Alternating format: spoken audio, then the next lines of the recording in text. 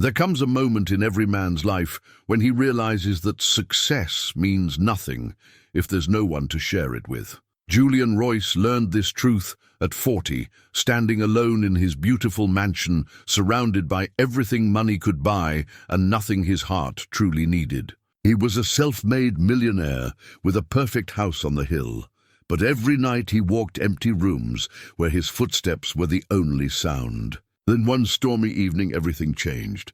A desperate knock came at his door. When he opened it, a soaking wet woman stood trembling on his porch. "I think this used to be my house," she whispered.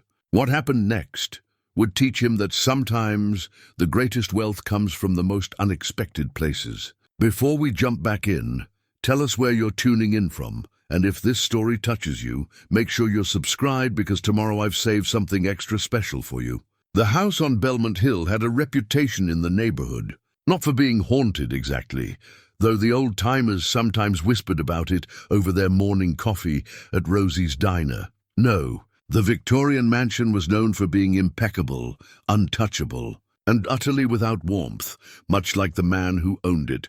Julian Royce had purchased the property 6 years ago, outbidding 3 other interested parties without breaking a sweat. The real estate agent had gushed about the home's history, its original crown molding, the hand-carved banisters that spiraled up 3 floors like frozen ribbons. Julian had nodded politely, signed the papers, and moved in within a month. He'd hired the best restoration team in the state, insisted on period-accurate fixtures, and spent a small fortune ensuring every detail reflected the home's 1890s heritage.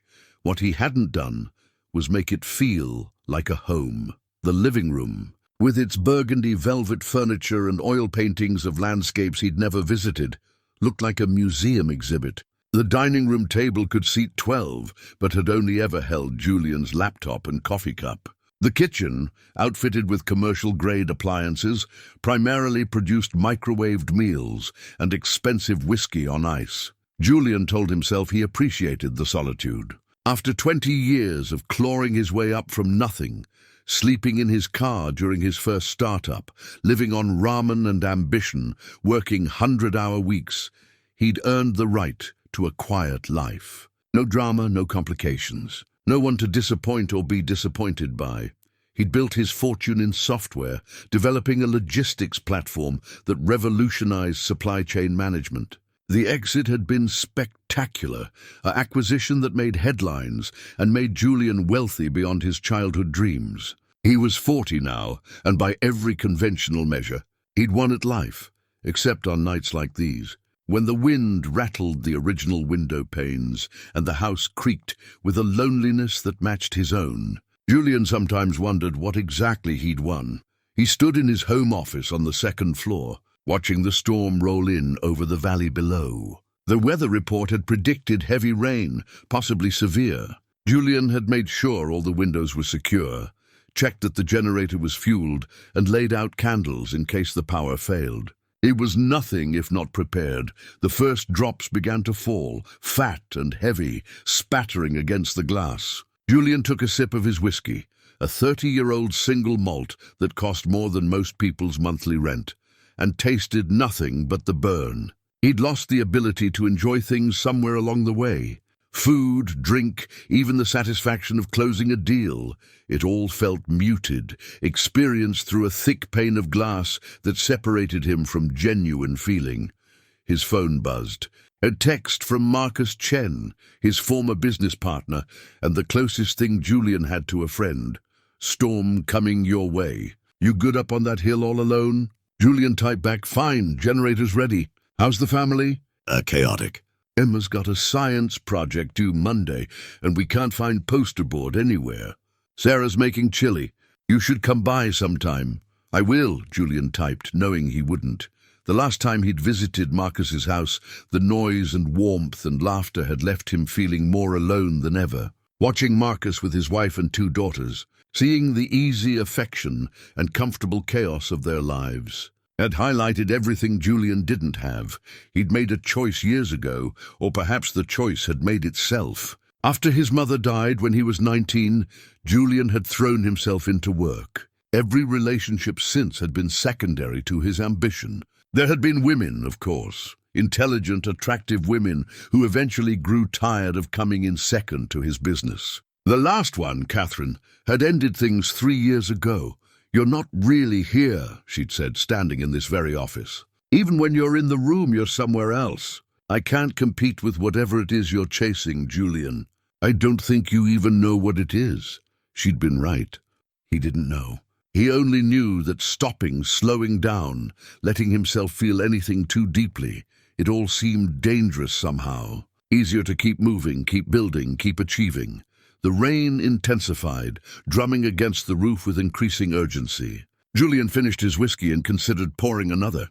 The bottle sat on his desk, amber liquid glowing in the lamplight. Before he could decide, the lights flickered once, twice, then died. The generator should have kicked in immediately. Julian waited in the darkness, counting seconds. Nothing.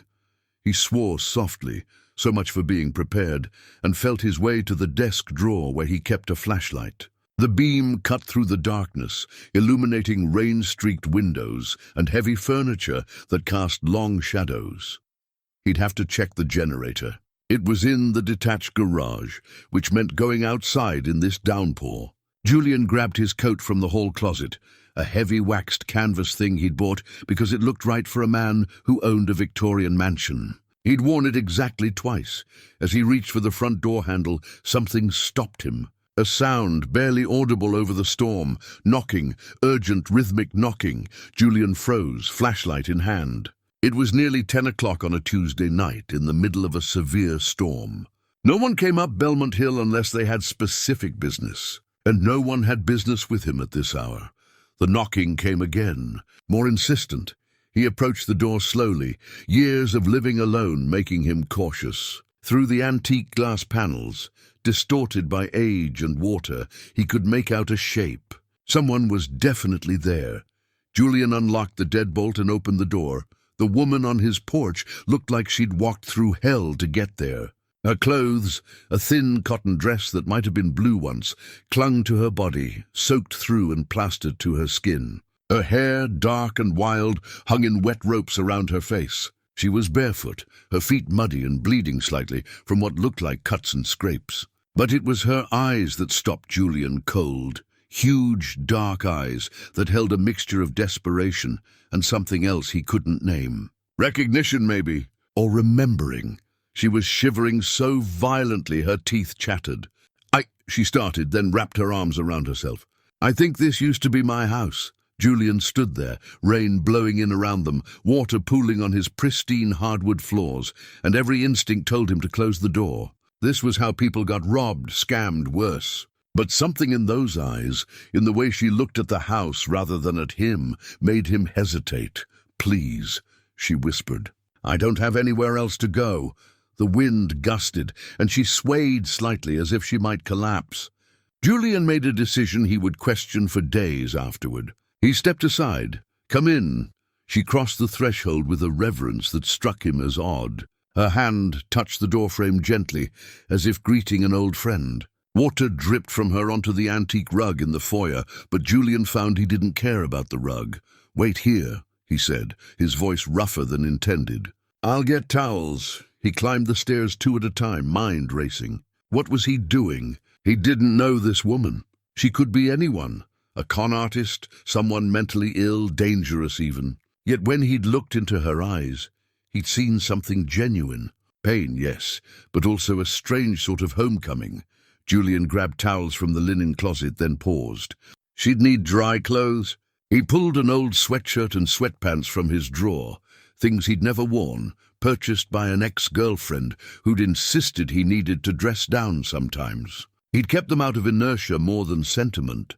When he returned downstairs, she was still standing in the exact spot where he'd left her, creating a small lake on the floor. But she wasn't looking at him. Her gaze was fixed on the staircase, her expression distant and sad. "My mother used to sit on those stairs," she said softly. "3rd step from the bottom. She'd sit there in the evenings when my father was working late, and she'd play guitar. The acoustics were perfect there. Something about the way the sound carried up the stairwell." Julian held out the towels and clothes. You should get dry.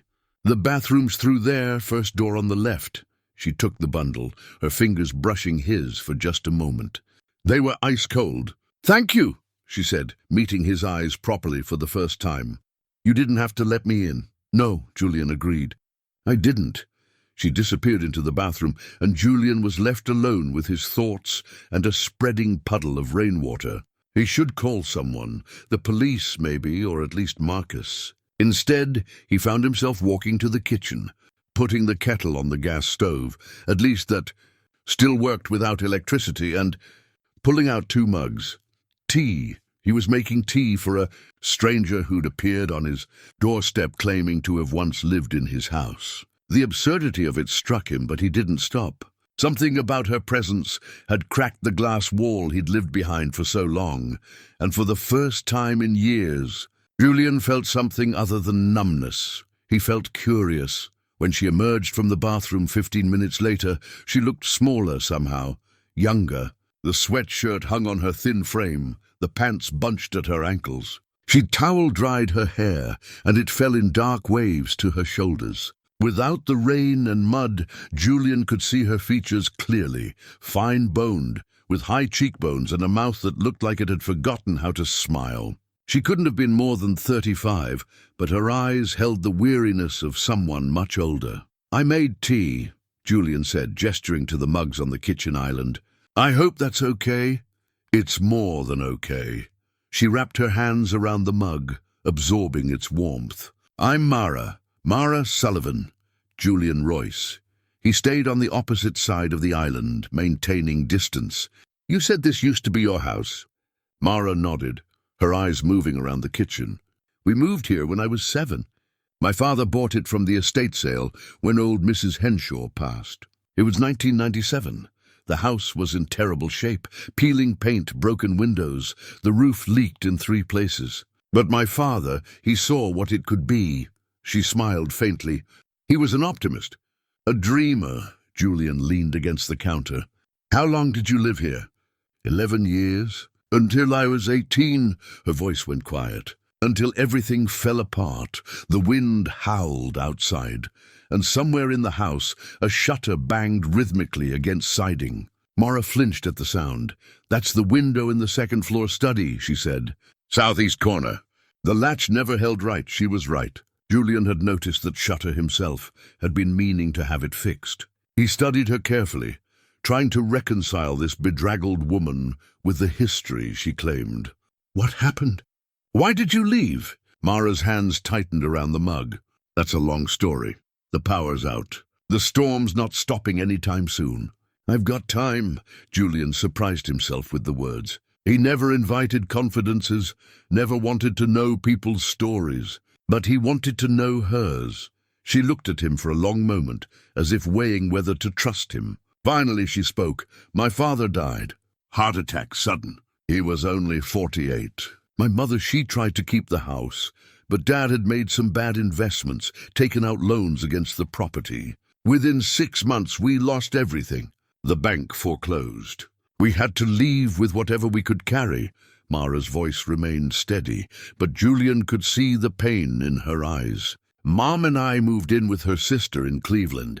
I never came back. Never even drove down this street again until tonight. What changed? Julian asked quietly. My mother died 3 weeks ago. Cancer. I was with her at the end. Mara set down her mug, her hands trembling slightly. The last thing she said to me was, Go home, Mara. Go back to the house on the hill. You need to go home. So you came here.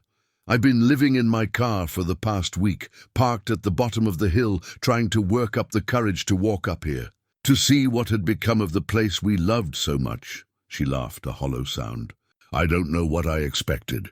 That it would be abandoned, maybe. That I could slip inside and remember. I didn't expect. She gestured around the immaculate kitchen. This, someone else's life, all polished and perfect. Julian felt something uncomfortable twist in his chest. Guilt, maybe, though he had no reason to feel guilty.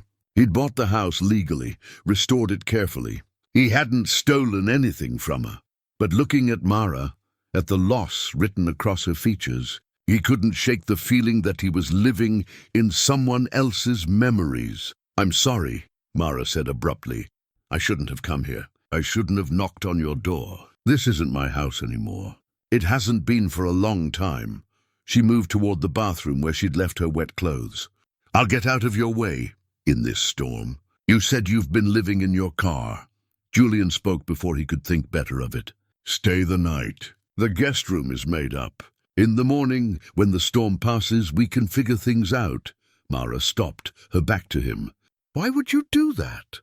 "You don't know me." Why indeed? Julian had built his entire adult life on careful decisions, calculated risks, maintaining boundaries. Inviting a homeless stranger to spend the night violated every principle he lived by, because, he said slowly, "this house has been mine for 6 years, and I've never once heard a story about it, about the people who lived here, who loved it.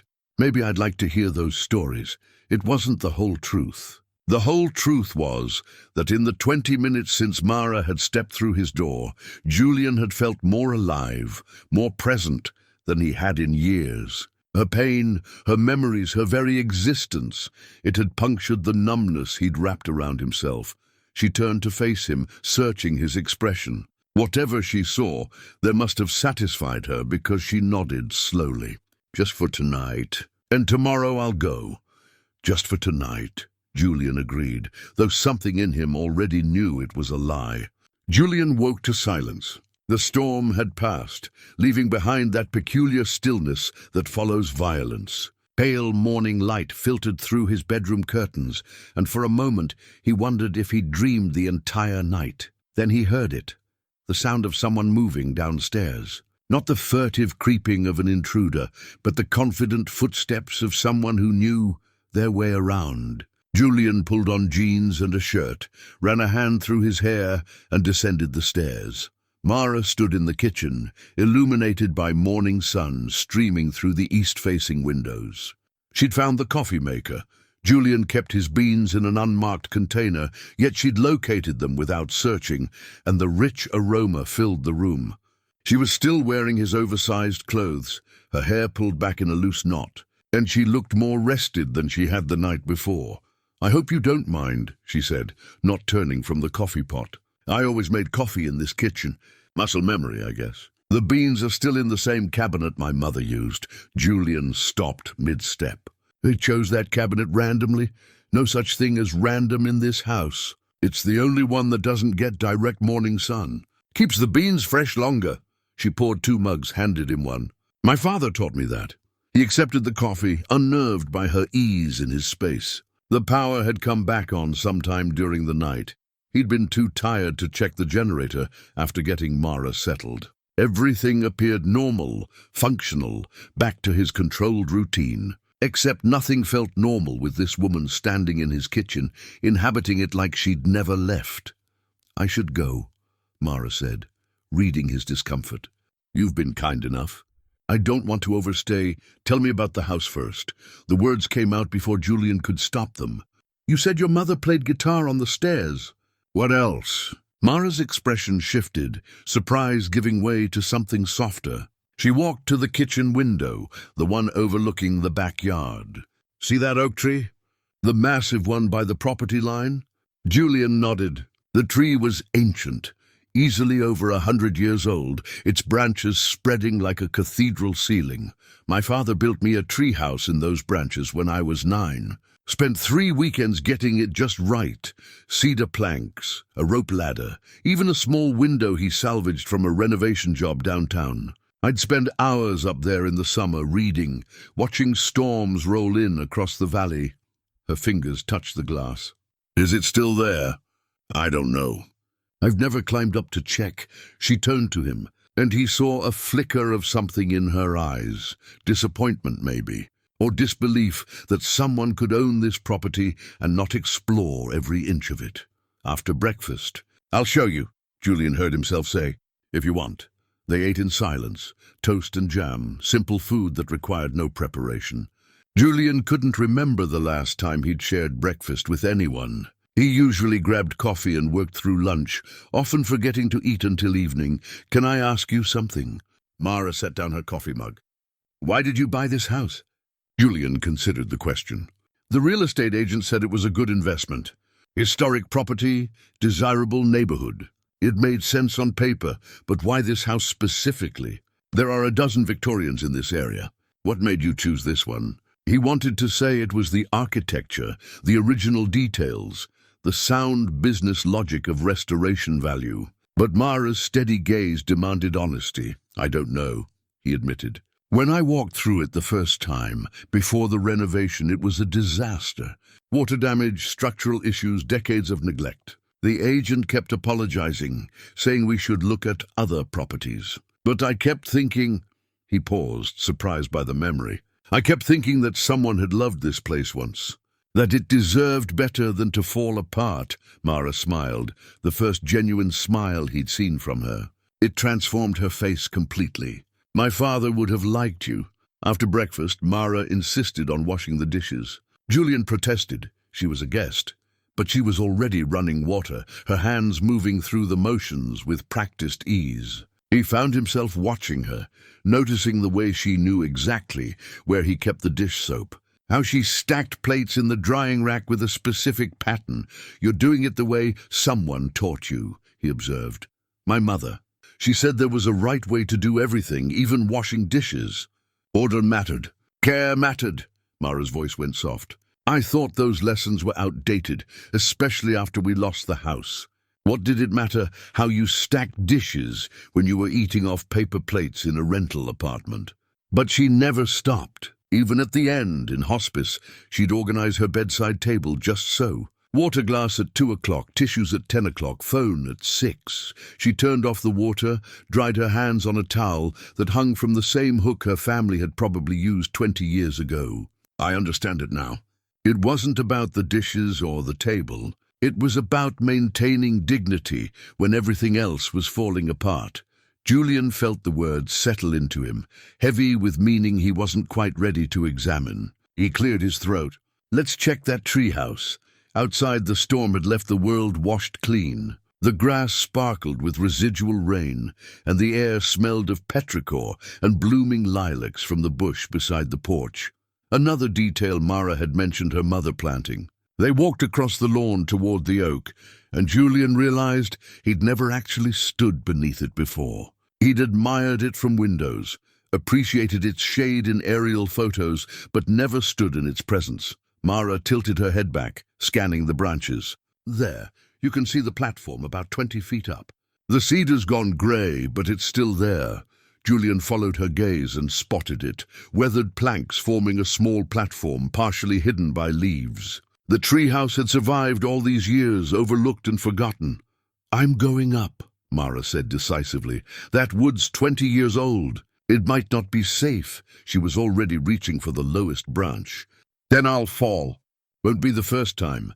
Julian watched her climb, with the confidence of someone who'd made this ascent 1,000 times. Her bare feet found holds he couldn't see.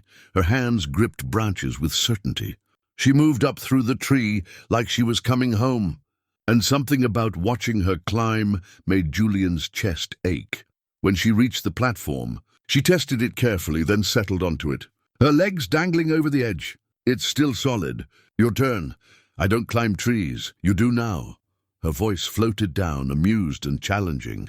Julian hadn't climbed a tree since he was 12 years old. But something in Mara's expectant expression, in the way she belonged in those branches while he stood on the ground, made him reach for the first handhold. The climb was harder than she'd made it look. His dress shoes, because of course he'd worn dress shoes even though he wasn't going anywhere, kept slipping. His hands, soft from years of keyboard work, protested the rough bark. But he pulled himself up branch by branch until he could grasp the edge of the platform. Mara extended her hand. He took it, and she helped pull him onto the weathered cedar planks. The wood creaked but held. The view stopped Julian's breath. From 20 feet up, he could see across the entire valley. The town spread out below, the river winding silver through farmland, the mountains rising blue in the distance. His house looked different from this perspective, noble and beautiful in a way he'd never noticed from inside its walls. This is what I saw every summer evening, Mara said quietly. This is what I lost. They sat in silence for a long moment, the wind moving through the leaves around them. Julian tried to imagine her as a child up here, before loss had carved its lines into her features. Before her father died, and the bank took everything and her mother got sick. What had she been like when this treehouse was her kingdom? "I carved something," Mara said suddenly. She shifted on the platform, running her fingers along the wood until she found what she was looking for. Here, Julian leaned closer. Scratched into the cedar, worn by time but still legible, were two sets of initials inside a heart. MS plus TW. "First love," Mara said with a rueful laugh. "Tommy Warren. I was 15, he was 16. I thought we'd be together forever. We broke up 3 weeks after I carved this. What happened? I realized he was more interested in his car than in me. Teen heartbreak feels world-ending at the time, but it's nothing compared to real loss." She traced the carving with her fingertip. "I'd forgotten about this."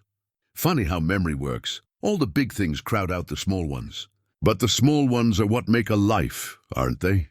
Julian found himself thinking about his own life, trying to identify small moments worth remembering. He came up empty. His achievements were documented in Forbes articles and investment portfolios, but what had he carved into the world that would outlast him? What small joys had he allowed himself?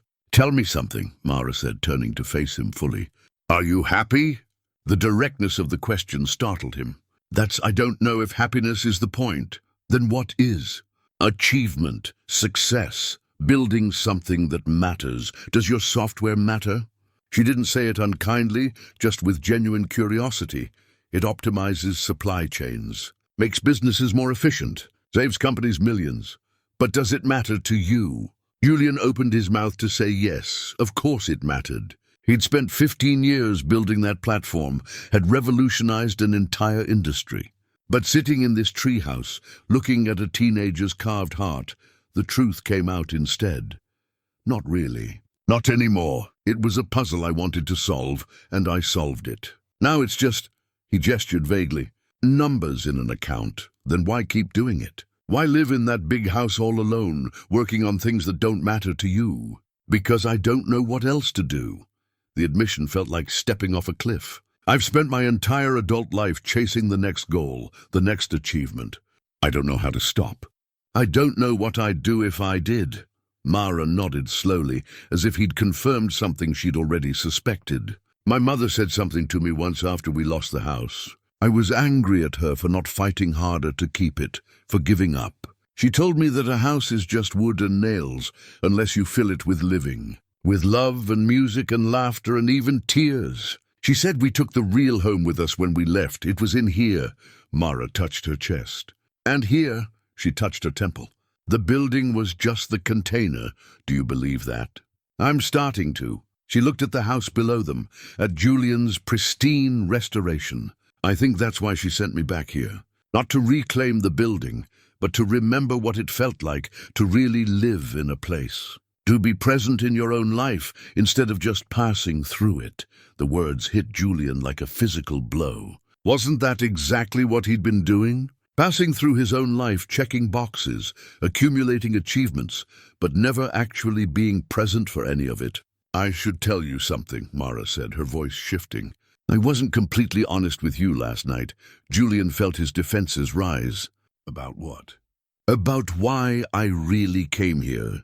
She met his eyes, and he saw both fear and determination in her expression. I didn't just come to see the house. I came because I'm desperate. I've been homeless for 3 months, since before my mother got sick. Lost my job, couldn't make rent, spiraled from there. I've been living in my car, picking up day labor when I can find it, trying to save enough to... Her voice cracked. I don't even know what I'm trying to save for anymore. I just know I'm barely surviving. She took a shaky breath. When I knocked on your door last night, part of me hoped you'd feel sorry enough to help. Maybe let me stay a few days, give me some money. I saw the way this place looked, knew someone wealthy lived here. I thought maybe... She couldn't finish. Julian sat very still, processing. Part of him wanted to feel betrayed, manipulated. But looking at Mara's face, at the shame and honesty warring in her expression, he felt something else entirely. He felt angry, not at her, but at a world that could break someone this thoroughly. "You should have led with that," he said finally. "Would you have let me in if I had?" "Probably not." He surprised himself by adding, "But I'm glad you're here anyway." Mara's eyes widened. "Why?" "Because in 12 hours you've made me feel more than I have in 6 years. Because you've shown me that I bought a beautiful prison and locked myself inside it. Because—" He stopped, overwhelmed by the truth of what he was about to say. "Because I think maybe we can help each other." "I don't understand." Julian looked out at the valley, at his house below, at the life he'd built that suddenly seemed hollow and insufficient. An idea was forming, reckless and completely unlike him. "Stay," he said. "Not just for a night. Stay until you figure out what comes next. In exchange, you tell me about this house. About your family, your memories, everything that made this place a home. Teach me what I've been missing. You can't be serious. I've never been more serious about anything." And he meant it. For the first time in longer than he could remember, Julian felt like he was making a choice that had nothing to do with logic or profit or advancement. He was choosing connection over isolation, risk over safety, life over merely existing. Mara studied his face for a long moment. "You'll regret this. You don't know what you're offering. Then I'll regret it. But I think I'll regret it more if I let you walk away." The wind moved through the oak leaves, and somewhere in the distance a church bell tolled the hour. Mara extended her hand. "Deal," she said. "But Julian, this can't be charity. I need to contribute somehow. Work for my room and board. I won't be a burden."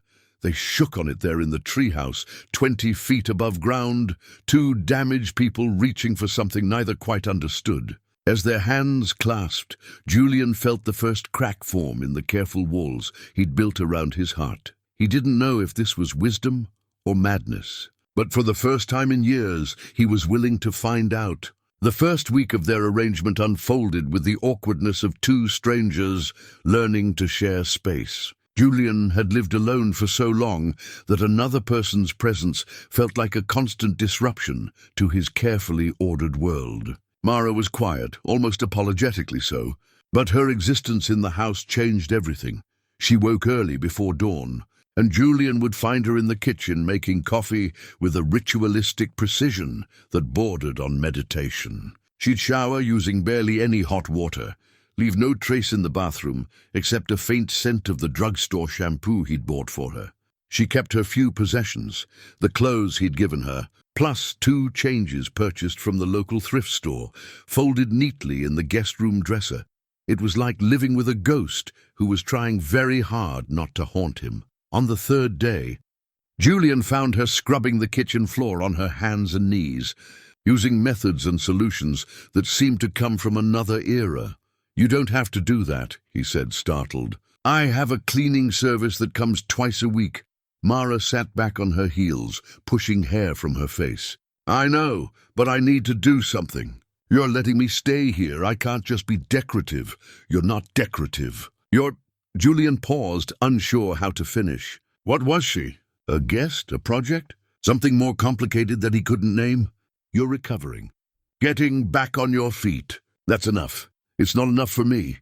She returned to scrubbing, her movements efficient and practiced. "My mother used to say idle hands make for an idle heart. I need to be useful."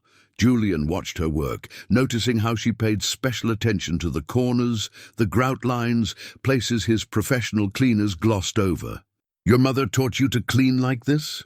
"She taught me everything like this. With intention. With care."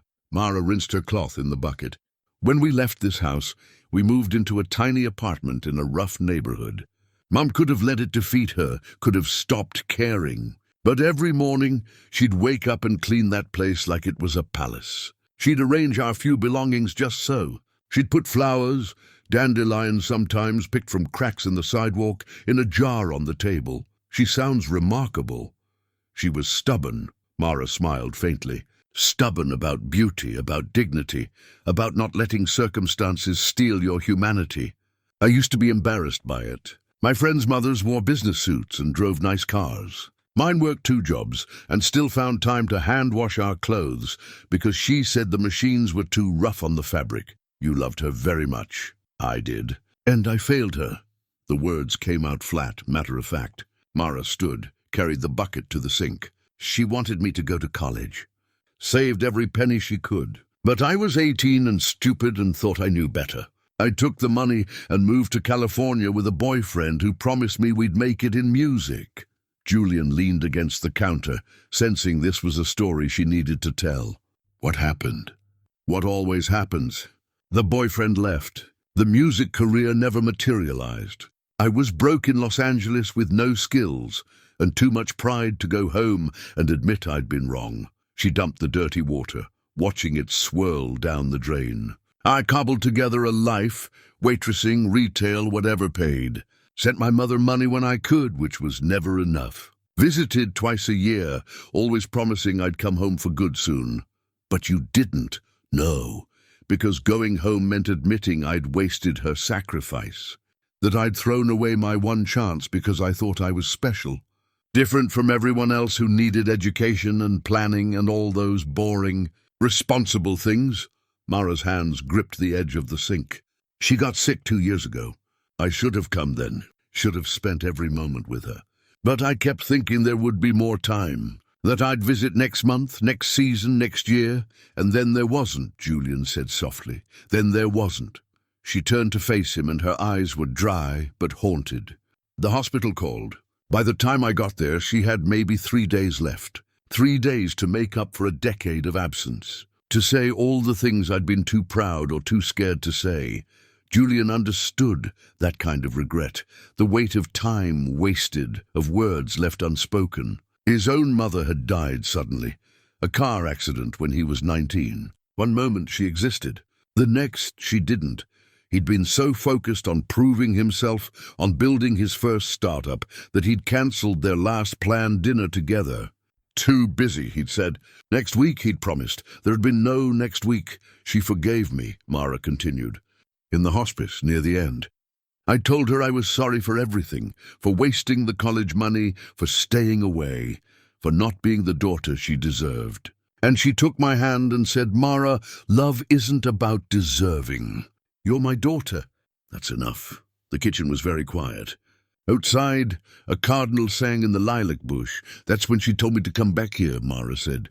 To this house. She said, you've been lost for so long, baby. Go home. Remember who you are. Remember what matters. She laughed, but there were tears now.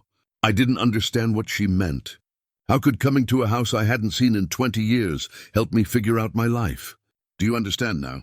Mara looked around the kitchen, at the cabinets her father had refinished, the window where her mother had grown herbs, the floor she'd just scrubbed clean. I'm starting to. This house held the last version of myself that was whole. Before loss and failure and bad choices broke me into pieces. Maybe Mom thought if I came back here, I could find those pieces again. Julian moved closer, driven by an impulse he didn't fully understand. And have you? Found them? Some of them, she met his eyes. You're helping whether you know it or not. Letting me be here, letting me remember, it's like slowly reassembling a puzzle I thought was lost forever. He wanted to tell her she was helping him too, that her presence had begun to chip away at the numbness he'd carried for years. But the words felt too big, too vulnerable to speak aloud. Instead, he said, what if we made a real arrangement? Not just you staying here while you figure things out. What if you worked for me, managing the house, handling the things I've been too busy or too disconnected to deal with properly? Mara frowned. You have a cleaning service. What would I even do? Make this place feel like a home instead of a museum. Julian surprised himself with the honesty. I've spent 6 years and a fortune restoring this house to period accuracy, but I've never made it livable. You could, I don't know, make it breathe again. The way it breathed when your family lived here. That's a strange job description. It's a strange situation. He smiled slightly. I'll pay you a fair wage. You'll have your room, your privacy. And in return, you teach me what you know about making a house into a home. Mara studied him carefully. Why does this matter to you? You've lived like this for years. Why change now? Because you walked through my door and reminded me what I've been missing, Julian thought. Because every conversation with you makes me feel more alive than a decade of business deals. Because I'm 40 years old and I've finally realized that success without connection is just elaborate loneliness. Because I'm tired, he said instead. Tired of living in a beautiful shell. Tired of accomplishing things that don't actually matter. Maybe it's a midlife crisis. Maybe it's just time. Midlife crisis usually involves sports cars and younger women. I have a sports car. I never drive it. Julian gestured around the kitchen. And you're not here because you're young. You're here because you understand something I don't, how to care about things beyond their market value. Mara was quiet for a long moment.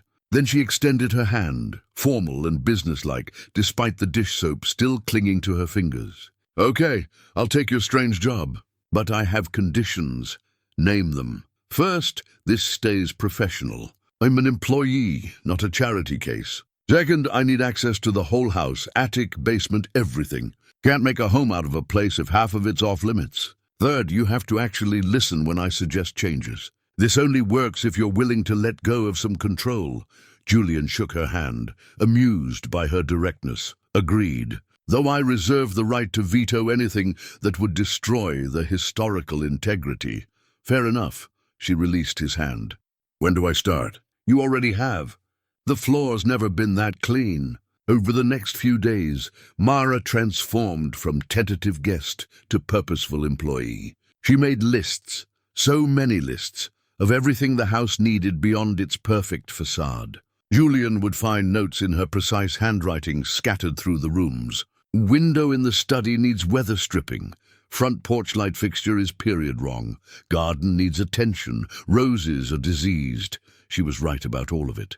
Julian had hired experts to restore the house's bones, but had never thought about its daily maintenance, its living systems. Under Mara's attention, small problems he'd ignored for years suddenly demanded solutions. On Saturday morning, she appeared in his office doorway holding a notebook. The garden, she announced. It's a disaster. Julian looked up from his laptop. I have a landscaping company. They come monthly, and they mow and trim and maintain, but they don't garden. There's a difference. She opened the notebook, showed him sketches and notes. Your mother, the previous owner's mother, Mrs. Sullivan, planted this garden with intention. Roses along the south fence for her anniversary. Herbs by the kitchen door because she cooked from scratch. Daffodils under the oak because they bloomed on her daughter's birthday. You, Julian said. She planted daffodils for you. Mara's expression softened. Yes, March daffodils, bright yellow. She'd picked them and put them in my room. Said they were sunshine captured in petals. She shook her head, refocusing. The point is, the garden used to mean something. Now it's just maintained green space. We should bring it back. I don't know anything about gardening. Neither did I once. But my mother taught me. Now I'm teaching you.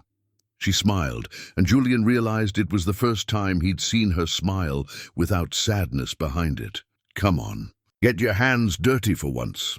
They spent the afternoon in the garden, and Julian learned that dirt under his fingernails felt more real than anything he'd experienced in years. Mara showed him how to prune the diseased roses, how to prepare soil for planting, how to distinguish weeds from intentional growth. She worked with a confidence he hadn't seen in her before, her hands moving through soil and roots like they were speaking a language older than words. My mother used to say that gardens teach patience, Mara said, deadheading a struggling rosebush. You plant seeds not knowing if they'll grow. You tend things for months before seeing results. There's no hacking it, no shortcut to bloom season. Julian pulled a stubborn weed, roots and all. That's the opposite of my world. Tech is all about speed, disruption, rapid iteration, and has it made you happy? All that speed? The question was becoming a refrain between them, different versions of the same inquiry. Are you happy? Do you feel alive? What do you actually want? No, Julian admitted. It's made me successful. That's not the same thing. What would make you happy? He looked at her, kneeling in the dirt of her childhood garden, her hands dark with soil and her face flushed with purpose. The honest answer, this, something I can't name yet, seemed too much to say aloud. I don't know anymore, he said instead. I think I've forgotten how to want things beyond the next goal. Mara sat back, brushing hair from her face and leaving a streak of dirt on her cheek. Then maybe that's what we work on. The house is just the excuse. Really, we're rebuilding you. That's not in your job description. Consider it a bonus. She returned to the roses, clipping dead wood with sure, quick movements. Besides, it's easier to fix someone else's life than your own. Let me have this. They worked until the sun began to set, painting the garden in gold and amber light. Julian's back ached from bending, his hands were scratched from thorns, and his expensive clothes were ruined with grass stains and dirt. He couldn't remember the last time he'd felt this good. As they gathered tools and prepared to head inside, Mara paused by the oak tree. "Thank you," she said quietly. "For what?" "You did all the work. For seeing me. For letting me be useful instead of pitiful." She touched the oak's trunk, the same gesture of affection she'd shown the house itself. "For giving me a reason to get up in the morning that isn't just survival." Julian wanted to say that she'd given him the same thing. Purpose beyond profit, connection beyond transaction. That every day, since she'd appeared on his porch, soaking and desperate, had felt more real than the previous 6 years combined. Instead, he simply said, "You're welcome." But as they walked back to the house together, tools in hand and dirt on their clothes, Julian felt something shift inside him. A wall beginning to crumble, a door beginning to open. The first trembling suggestion that maybe, just maybe, it wasn't too late to learn how to live. 3 weeks into their arrangement, Marcus Chen invited himself over for dinner. Julian had made the mistake of mentioning Mara during a phone call. Casually, he'd thought, just explaining why he couldn't meet for their usual Wednesday lunch. Marcus, who'd known Julian for 15 years and could read him like source code, had immediately insisted on meeting this mysterious houseguest. "It's not like that," Julian protested as he cleaned the already spotless kitchen. Mara had gone to the farmer's market, giving him time to prepare for Marcus's arrival. "She's an employee? It's a business arrangement." "Right," Marcus had said, laughter in his voice, "because you regularly hire homeless women to teach you about gardening. That's very normal CEO behavior."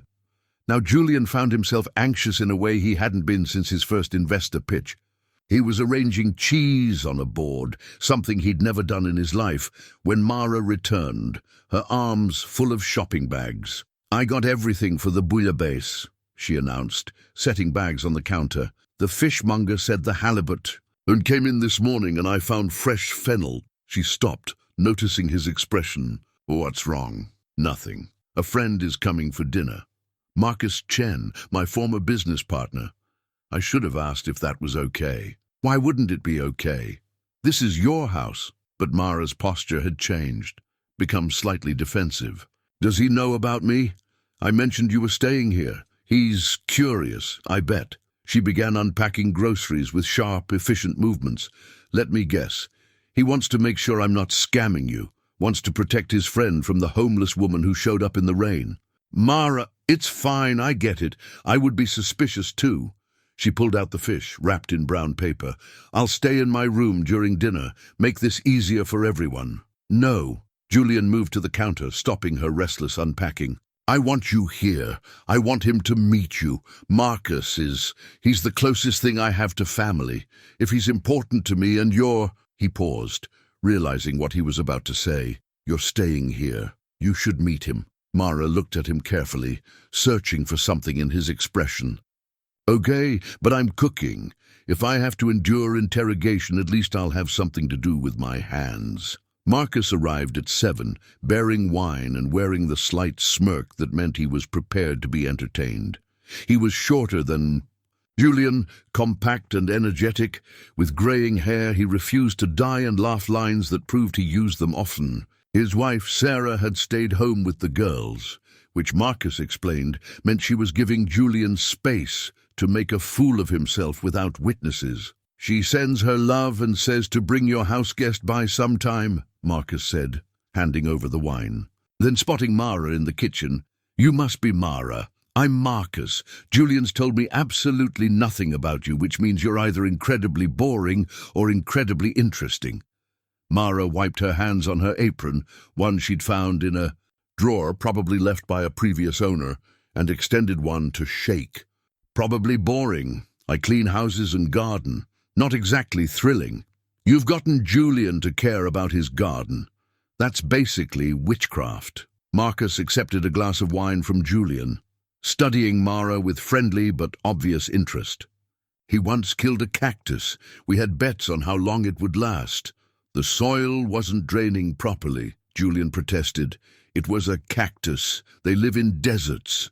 Mara laughed, and Julian felt an unexpected warmth at the sound. Over the past weeks, he'd heard her laugh more frequently, but it still felt like a gift each time. Dinner was remarkable.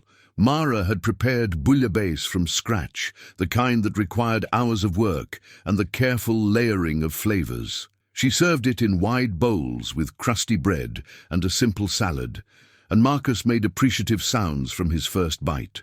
"This is incredible," he said, looking at Mara with new respect. "Where did you learn to cook like this?" "My mother. She believed that food was love made visible. Even when we had nothing, she'd make something beautiful out of whatever we had." Mara broke bread, dipped it in the broth.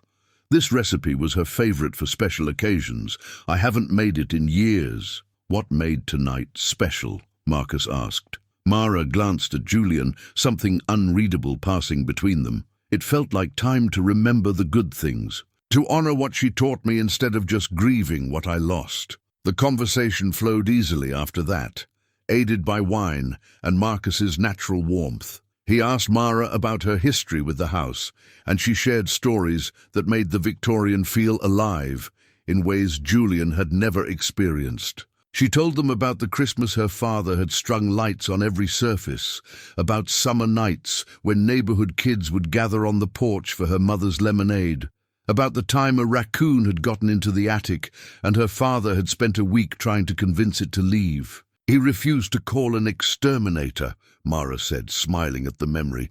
"Said the raccoon had as much right to shelter as we did. Eventually he built it a little house outside and left a trail of food leading to it. The raccoon moved on its own." "Your father sounds like he was a good man," Marcus said. "He was. He saw the best in everything. People, animals, even this falling down house." Mara's expression turned wistful. "I used to think that was naive, that he should have been more practical, more focused on securing our future instead of feeding raccoons and restoring old houses he couldn't really afford to maintain." "And now?" Julian asked quietly. "Now I think maybe he understood something I'm only learning, that being kind matters more than being right. That beauty and care aren't frivolous, they're essential." She turned her wine glass slowly. "He died without much money or status, but he died having lived fully, having loved deeply. That's more than most people achieve." Marcus nodded thoughtfully. "My father was similar. Immigrant, worked in a restaurant his whole life, never made much money. But he knew every regular customer's name, their favorite dishes, their family troubles. When he died, 300 people came to his funeral. The restaurant closed for a day, lost revenue they couldn't afford, because the owner said my father had been the heart of the place." "How old were you?" Mara asked. 22. "About to graduate from Stanford with a computer science degree. He'd worked double shifts to help pay for." Marcus's voice went soft. "He never got to see what I did with that education. Never knew that I'd co-found a company that sold for 9 figures. Sometimes I wonder if he'd be proud, or if he'd think I'd missed the point somehow." "He'd be proud," Mara said with certainty. "Parents don't need their children to follow the same path.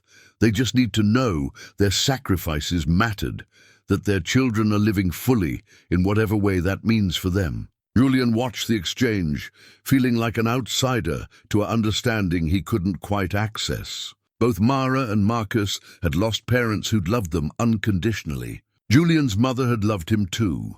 He knew that intellectually, but their relationship had been complicated by his father's abandonment, by financial stress, by her long work hours, and his desperate need to prove himself worthy. When she died, Julian had thrown himself into work even harder, driven by a conviction that success would retroactively justify her sacrifices. He'd never stopped to consider whether she'd wanted justification or just wanted him to be happy. "What about you, Julian?" Marcus asked, as if reading his thoughts. "You've been quiet.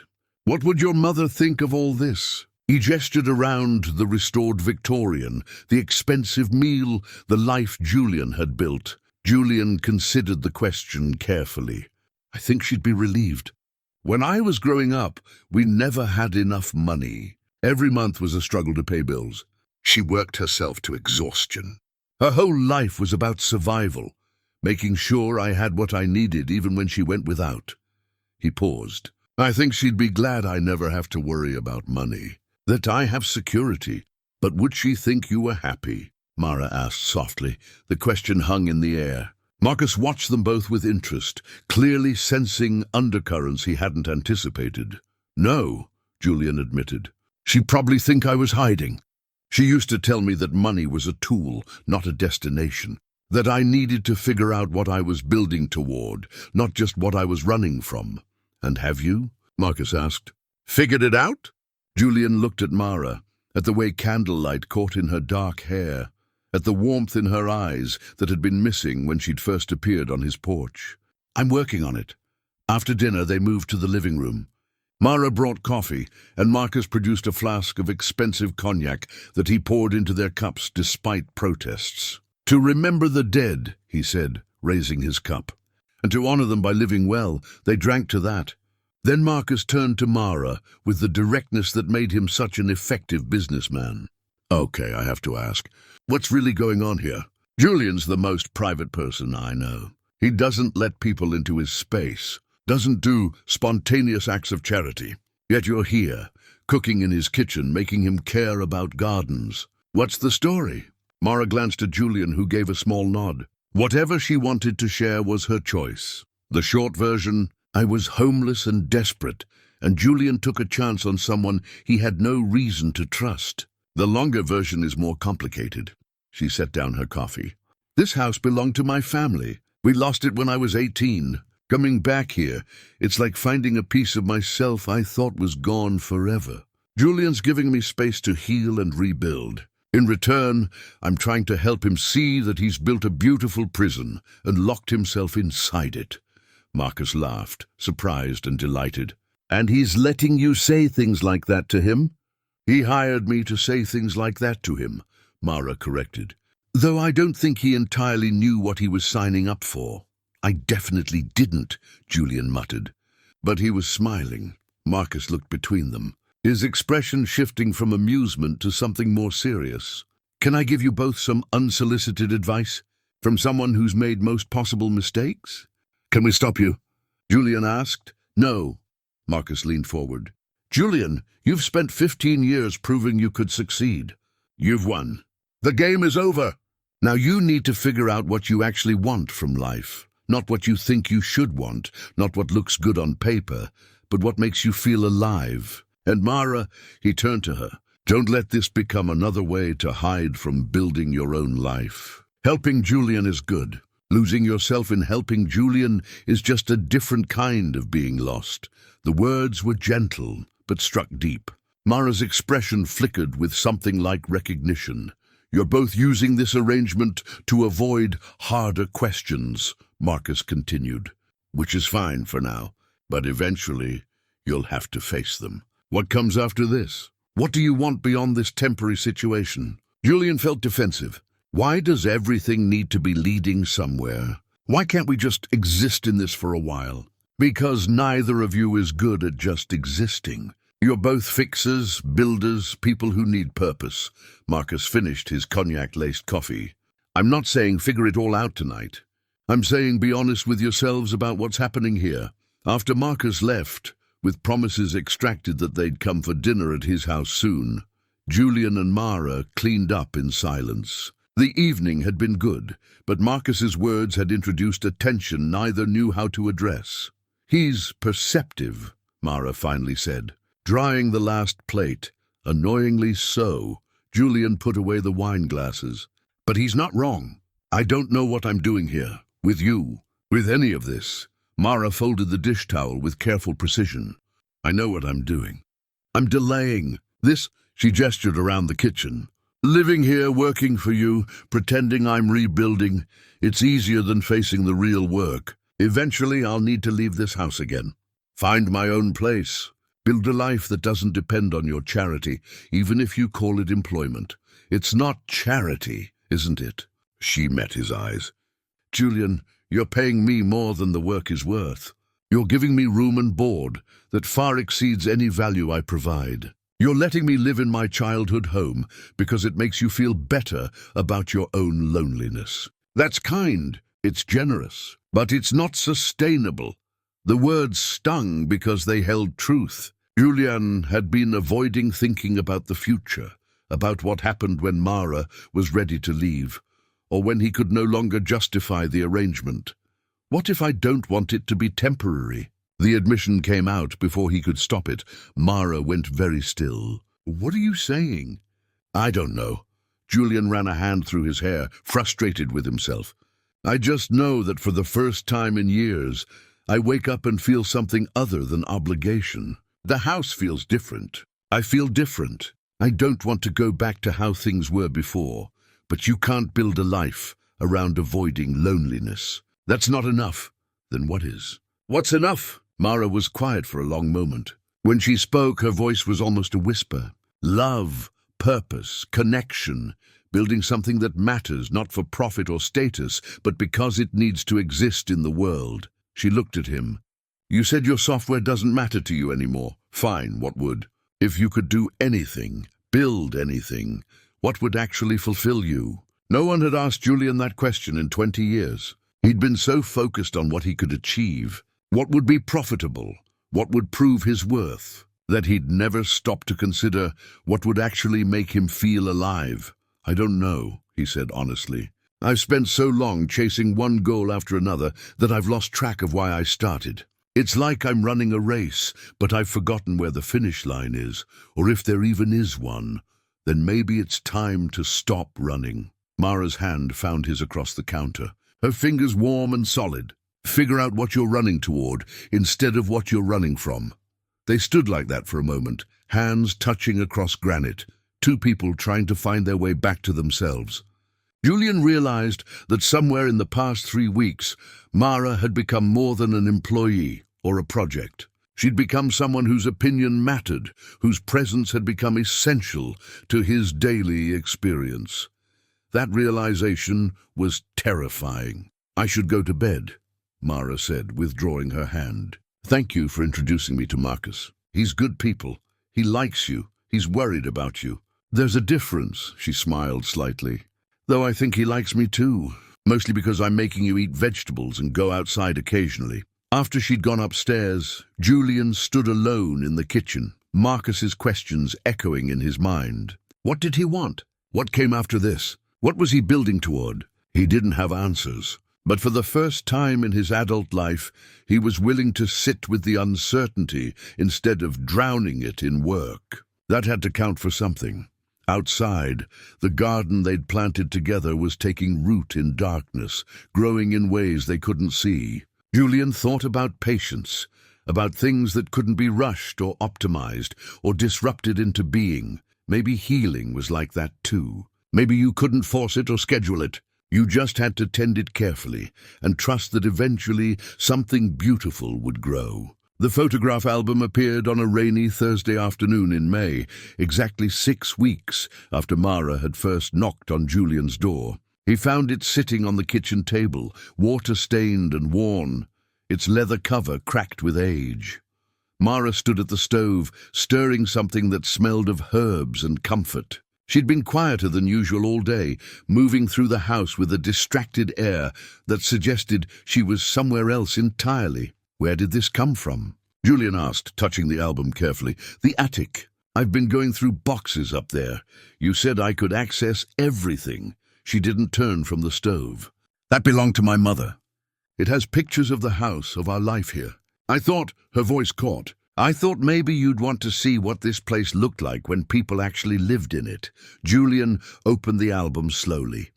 The first page showed a much younger version of the house. Paint peeling, shutters hanging crooked, the garden wild and overgrown. But there was life in the image. A man, Mara's father, Julian assumed, stood on the porch with a wide smile, his arm around a pretty woman with Mara's eyes. Between them, a gap-toothed girl of maybe 7 grinned at the camera. "That was the day we moved in," Mara said, finally turning. Her own eyes were red-rimmed as if she'd been crying. "June 1997. I remember being scared the house would fall down around us. It looked like it might."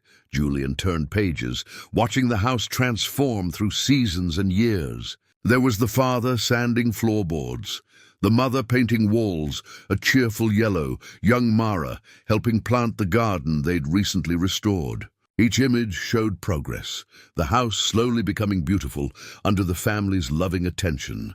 But it was the candid shots that struck Julian most deeply. The mother at the piano, in what was now his office, fingers on keys, eyes closed in concentration. The father reading to Mara on the porch swing that no longer existed. Family dinners around the table Julian had replaced with an antique piece that had never known laughter. Birthday parties with neighborhood children. Quiet moments of ordinary life. "You had something real here," Julian said, unable to keep the longing from his voice. "We did." Mara moved to sit across from him, her hands wrapped around a coffee mug. "Look at the next section." The photographs changed. The people were older, Mara as a teenager, her parents showing the strain of time and probably financial pressure. But the love remained evident. Mara and her mother working in the garden together, the father at the top of a ladder clearly repairing something. Family gatherings that grew smaller, but no less warm. Then abruptly the photographs stopped. The final image showed Mara at 18, standing in front of the house with a suitcase, her face a mixture of excitement and apprehension. Her mother stood beside her, smiling, but with tears visible on her cheeks. "The day I left for California," Mara said quietly. 3 months after Dad died. Mom took that picture, insisted on it. Said she wanted to remember the moment her baby became independent. She touched the photograph gently. "I was so eager to go. So convinced that this house, this town, this life, it was all too small for me. I wanted something bigger, more exciting. That's not a crime." "You were 18. No, but the crime was how I treated what I had. I was embarrassed by this place, by my mother's simple life, by the way she still tended this house like it was a castle, even though we were losing it, by how small town everything was." Mara's fingers traced the edge of the album. "I couldn't wait to escape. And when I did, I convinced myself I was better than this, that I'd evolved beyond the simple values my parents lived by." Julian turned another page, finding it empty. The rest of the album was blank, years of potential memories that were never captured. "Mom sent me a camera when I got to California," Mara continued. "Said she wanted pictures of my new life, my adventures. I never used it, never sent her anything except the occasional selfie from my phone. I didn't want to document the reality, the string of dead-end jobs, the tiny apartments I shared with too many roommates, the slow realization that I wasn't special or destined for anything greater. Did she know how hard things were for you?" "I think so. Mothers always know." But she never said anything, never judged. She just kept sending care packages and calling every Sunday and telling me she was proud of me. Mara's voice broke. "Even when there was nothing to be proud of. Even when I'd failed at everything I'd promised I would become." Julian closed the album carefully. "You know what I see in these pictures? A family that loved each other. A girl who was brave enough to chase her dreams, even if they didn't work out the way she hoped. There's nothing shameful in that, but there's nothing admirable in it either. I wasted 15 years. I could have come home, helped my mother, built something real. Instead, I chased fantasies and ended up with nothing. You ended up here, back home. Maybe that's not nothing." Mara looked at him, her eyes searching his face. "Do you really believe that? Or are you just being kind?" Julian thought about the question seriously. 6 weeks ago, he would have said something platitudinous about silver linings and things happening for a reason. But Mara had taught him to value honesty over comfort. "I believe that sometimes we have to lose everything to understand what matters," he said slowly. "I think your mother knew that. That's why she sent you back here. Not to punish you for leaving, but to give you a chance to start over with different priorities. What if it's too late? What if I've wasted so much time that there's no starting over? You're 33 years old. Your life isn't over, says the 40-year-old millionaire. But there was no bitterness in her voice, just exhaustion. Julian reached across the table, took her hand. It was becoming easier, this casual touch, these small gestures of comfort. I've spent the last 20 years building a fortune and a perfect house, and I was more dead inside than alive. You spent those years struggling and failing and losing, but you never lost your humanity. Your capacity to care about things, your ability to see beauty in small moments. He squeezed her hand gently. If we're comparing waste, I'm not sure I come out ahead. Mara's eyes filled with tears, but she smiled through them. We're quite a pair, aren't we? Two people who've spent decades getting it wrong. Maybe we can help each other get it right. She withdrew her hand, stood up abruptly. I need to show you something. In the attic. That's why I brought down the album, to prepare you. Julian followed her up 2 flights of stairs to the attic door. He'd been up here exactly once during the renovation, had authorized the workers to clean and organize, but hadn't personally overseen the work. The space had been converted to proper storage, insulated, well lit, floored with clean plywood. Mara led him to the far corner where several boxes sat stacked against the wall. The restoration crew saved everything they found, she explained. Things that were here before you bought the place. They packed it all up, stored it properly. I've been going through it. She opened one of the boxes, revealing carefully wrapped items. Julian watched as she unwrapped a piece of sheet music, yellowed with age. Then another, and another. Soon the floor around them was covered with sheet music, folk songs, classical pieces, Broadway standards. My mother's music collection, Mara said softly. She played piano and guitar. She'd play for hours, especially after Dad died. Music was how she processed grief. She picked up one of the sheets, her fingers trembling. This was her favorite, Somewhere Over the Rainbow. She said it reminded her that there was always hope, even when things seemed dark. Julian knelt beside her, looking at the scattered papers. Each one represented a moment, a memory, a piece of Mara's mother that had been packed away and forgotten. There's more, Mara said. She opened another box. This one contained tools, woodworking tools, carefully maintained despite their age. Dad's. He was a carpenter, did restoration work on old houses. These were his prized possessions. She pulled out a handplane, ran her fingers over the smooth wood. He taught me how to use every one of these. Said a person who could work with their hands would never be helpless. A third box held books, mostly children's books, worn from repeated readings. A fourth contained Christmas ornaments, each one wrapped in tissue paper. A fifth held kitchen items, an old mixer, vintage measuring cups, a rolling pin with a crack down the middle. This is my family's life, Mara whispered. Everything we couldn't take when we left. Everything the bank didn't sell or throw away. It's been sitting up here for 20 years, waiting for you to come back, Julian said. She nodded, unable to speak. The tears came then, silent and streaming. Julian pulled her into his arms without thinking, and she collapsed against him, her body shaking with sobs that seemed to come from somewhere deep and long buried. He held her as she cried, one hand stroking her hair, murmuring meaningless comfort words. But mostly he just held her, letting her grief pour out in the dusty attic, surrounded by the remnants of everything she'd lost. When the storm finally passed, Mara pulled back, wiping her eyes with her sleeve. I'm sorry. I didn't mean to. Don't apologize. Grief doesn't follow a schedule, she laughed wetly. My mother used to say that. Said grief was like waves. Sometimes you see them coming, sometimes they knock you down when you least expect it. Julian helped her sit against the wall, then sat beside her among the scattered memories. What do you want to do with all this? I don't know. Part of me wants to bring it all downstairs, integrate it into the house, make this place remember what it was. But that feels, she struggled for words, like I'm trying to recreate something that's gone. Like I'm living in the past instead of moving forward. Or maybe it's honoring the past while building something new, Julian suggested. These things were loved.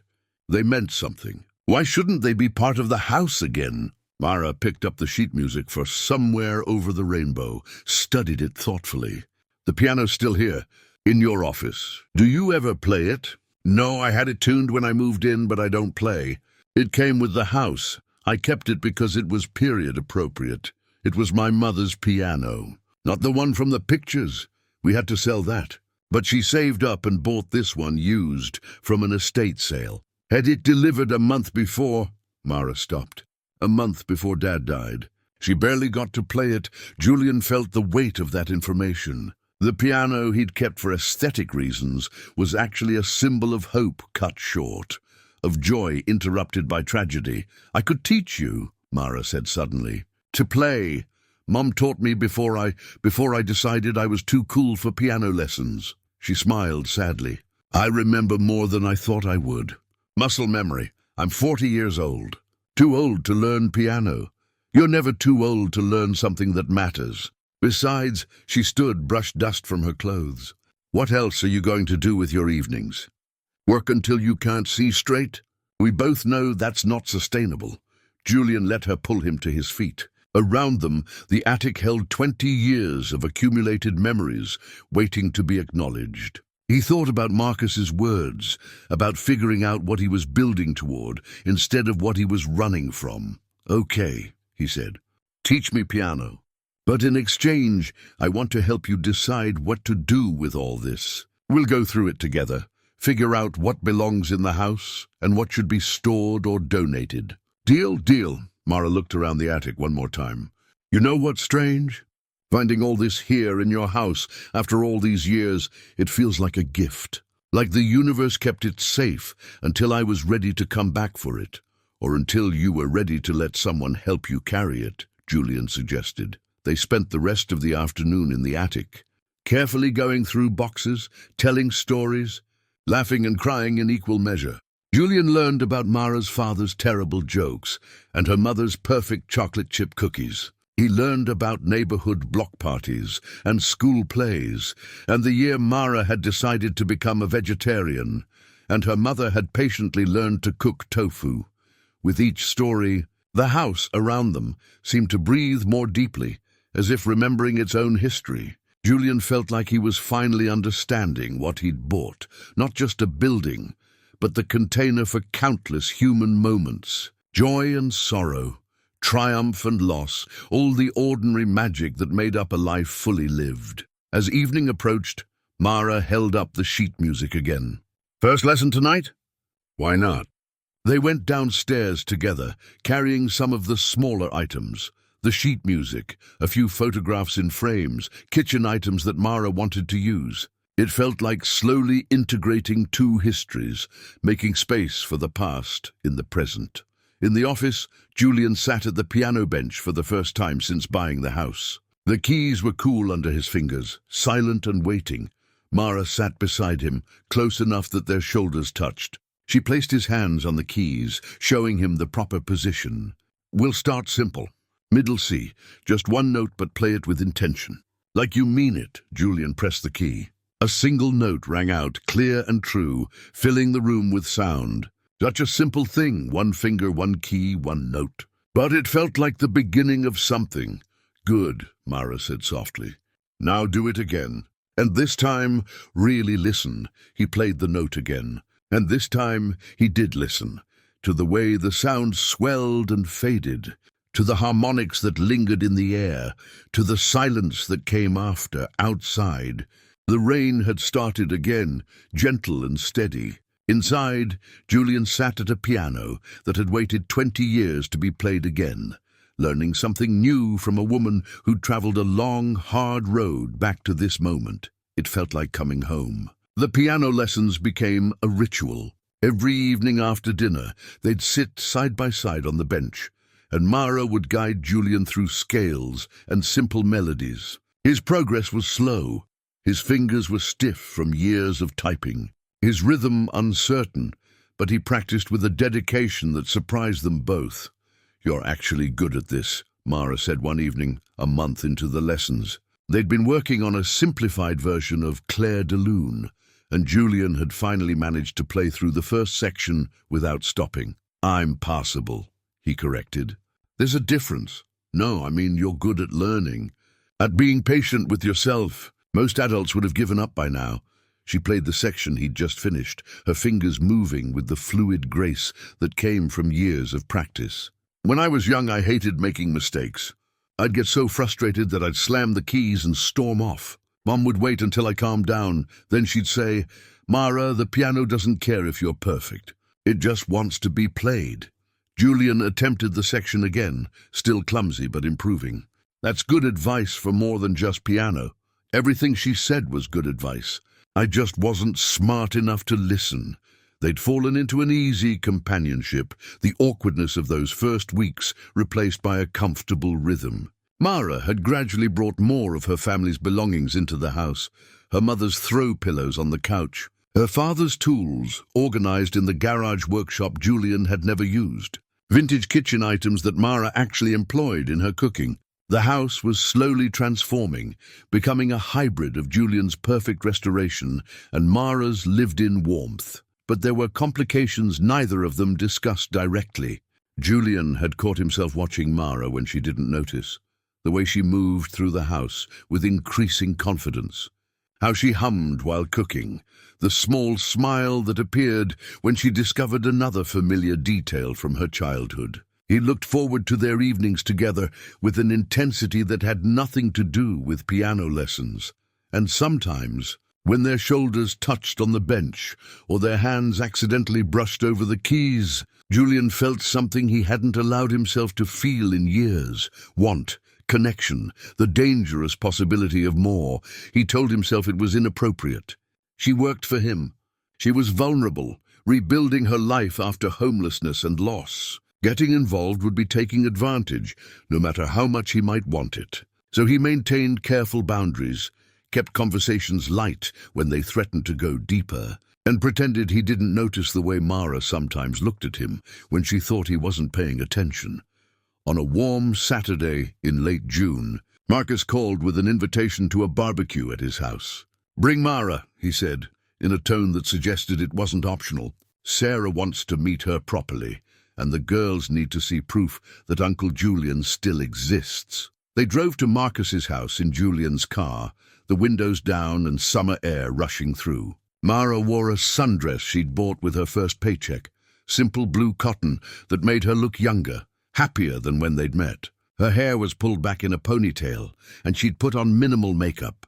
She looked beautiful in a way that made Julian's chest ache. "Nervous?" he asked as they pulled into Marcus's driveway. "Terrified," she admitted. "Meeting the family feels significant somehow. Like I'm being vetted. You already met Marcus." He approved. "Marcus is your friend.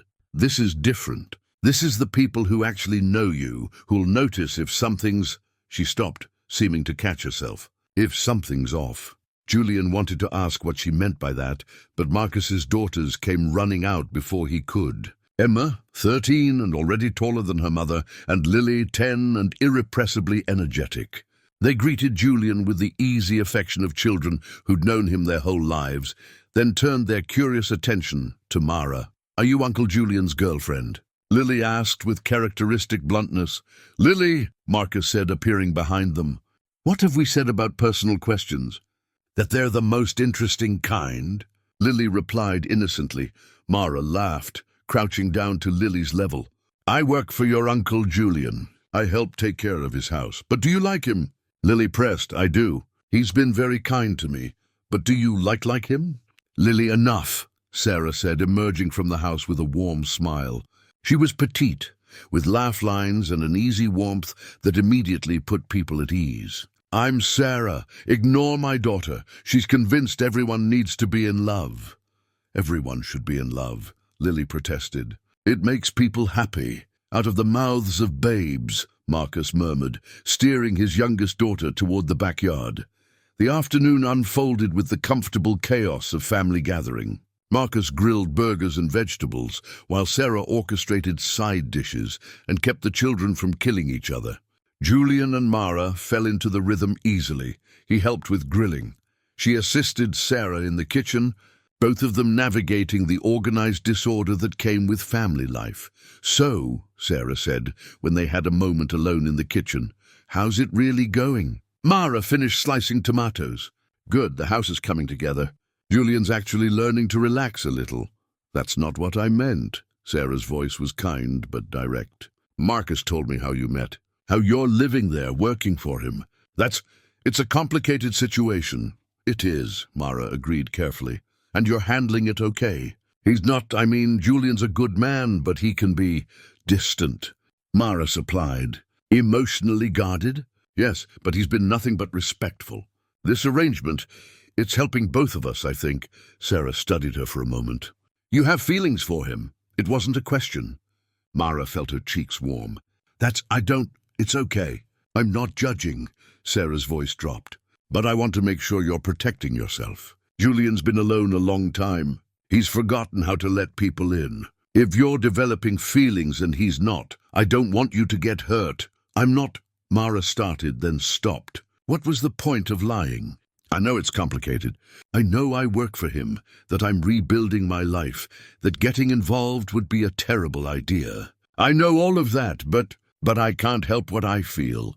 The admission felt dangerous. Every day, I see past his walls a little more. I see the man he could be if he'd let himself. And I keep thinking, hoping, that maybe I'm not the only one feeling this. Sarah squeezed her hand. From what Marcus says, you're definitely not the only one. Julian's been different since you arrived. More present, more alive. Marcus says it's like watching someone wake up after a long sleep. Then why doesn't he? Mara couldn't finish the question. Because he's scared. Because he doesn't trust good things. Because he's spent 20 years building walls and doesn't know how to take them down. Sarah smiled gently. Give him time. And in the meantime, make sure you're building your own life too. Don't make him your whole world. The warning echoed what Marcus had said months ago. Mara knew it was good advice, but following it was harder than it sounded. How did you build your own life when you spent every day in someone else's orbit? When every evening brought you closer together? When every piano lesson felt like the most intimate thing you'd ever experienced? During dinner, eaten on the back patio as the sun set, Emma asked Mara about music. Dad said you're teaching Uncle Julian piano. Is he any good? He's very good, Mara said. He practices every day, takes it seriously. Most people don't have that kind of discipline. That's because Uncle Julian's serious about everything, Emma said, with teenage wisdom. Mom says he needs to learn how to have fun. I have fun, Julian protested mildly.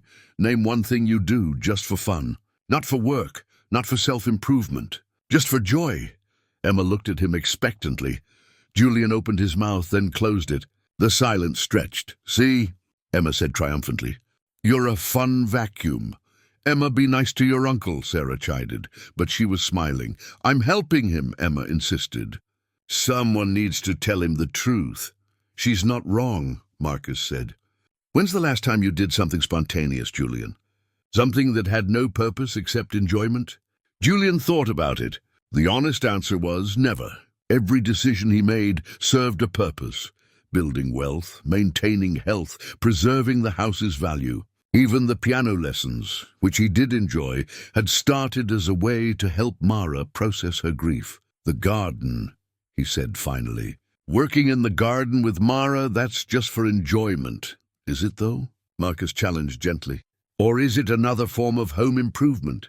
Another way to optimize your property? The question hit uncomfortably close to truth. Julian had enjoyed the gardening, but he'd also been thinking about landscaping value, about creating an authentic period garden that would enhance the house's historical accuracy. You're all ganging up on me, Julian said, but without heat. Because we love you, Sarah said simply. And we want you to be happy, not just successful. I am happy, Julian said automatically. Really? Lily piped up. Then why do you always look sad? The table went quiet. Out of the mouths of babes, indeed. I don't... Julian started, but Mara's hand found his under the table, squeezed gently. He's getting better, she said softly. It takes time to learn happiness when you've forgotten how. The touch of her hand, the gentle defense, the understanding in her voice, it undid something in Julian. He turned to look at her, really look at her, and saw in her eyes everything he'd been trying to ignore. She cared about him, not his money or his house or what he could do for her. She cared about him, and he cared about her. Not as an employee or a project or a way to fill his empty house.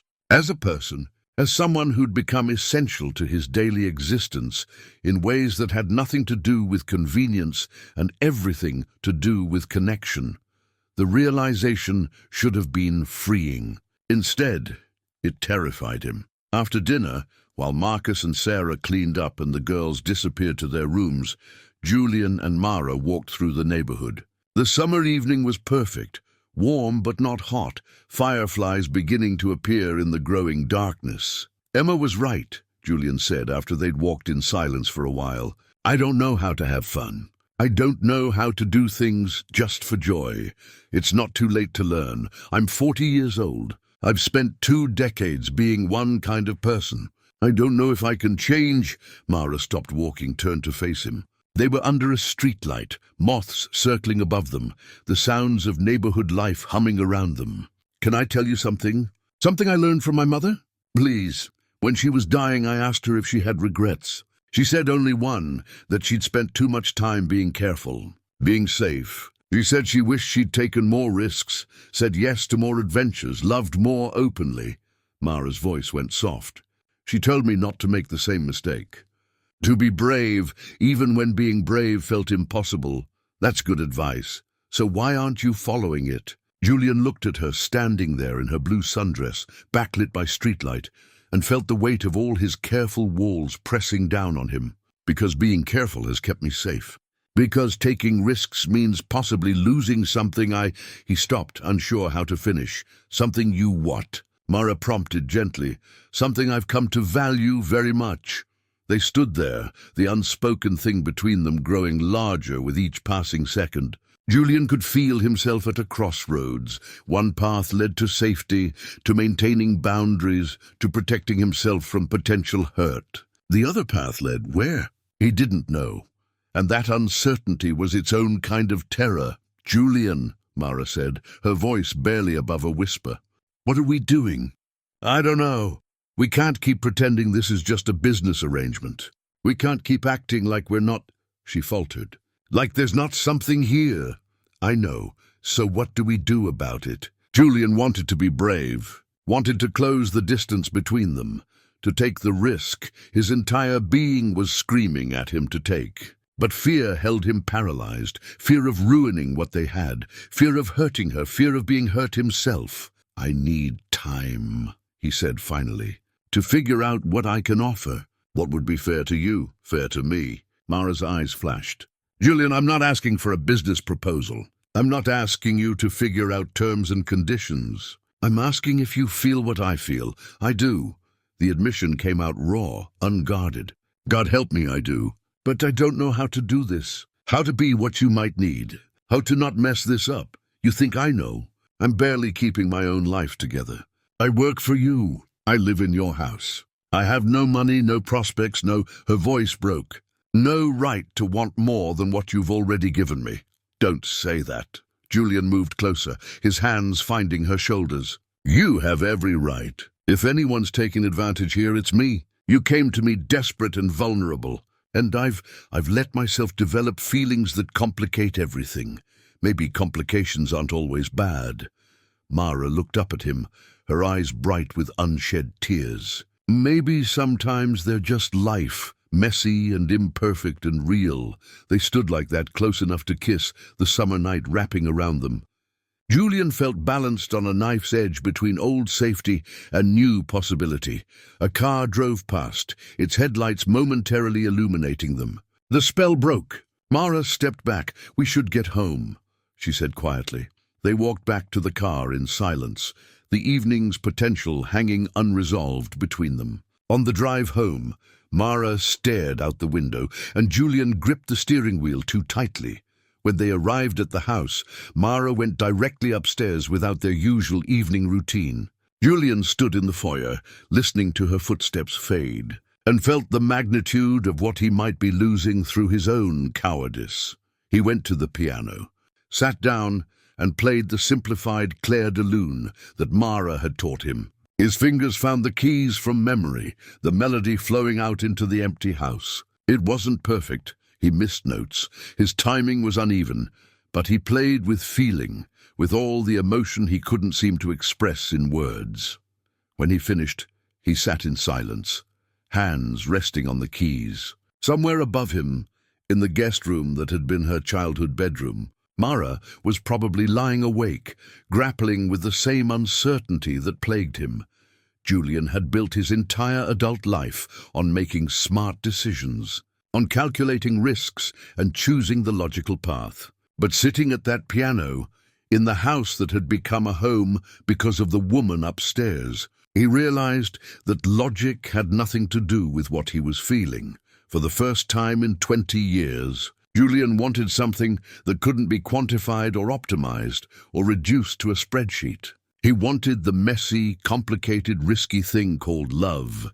The question was whether he was brave enough to reach for it. The letter arrived on a Tuesday morning in early July, delivered by certified mail.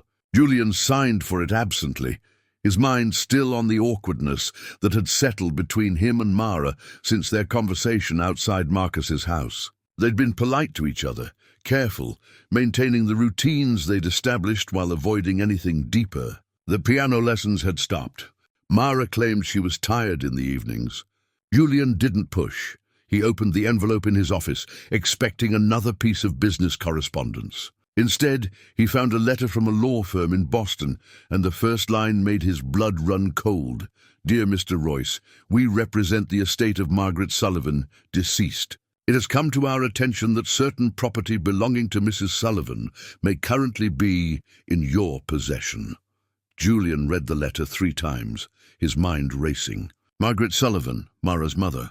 The letter went on to explain that Mrs. Sullivan had maintained a small safety deposit box, which had only recently been accessed as part of settling her estate. In it, they'd found documentation that she'd stored personal items in the house on Belmont Hill before foreclosure, with the understanding that these items would remain with the property. The letter stated that the Sullivan family, specifically any surviving relatives, had legal claim to these items.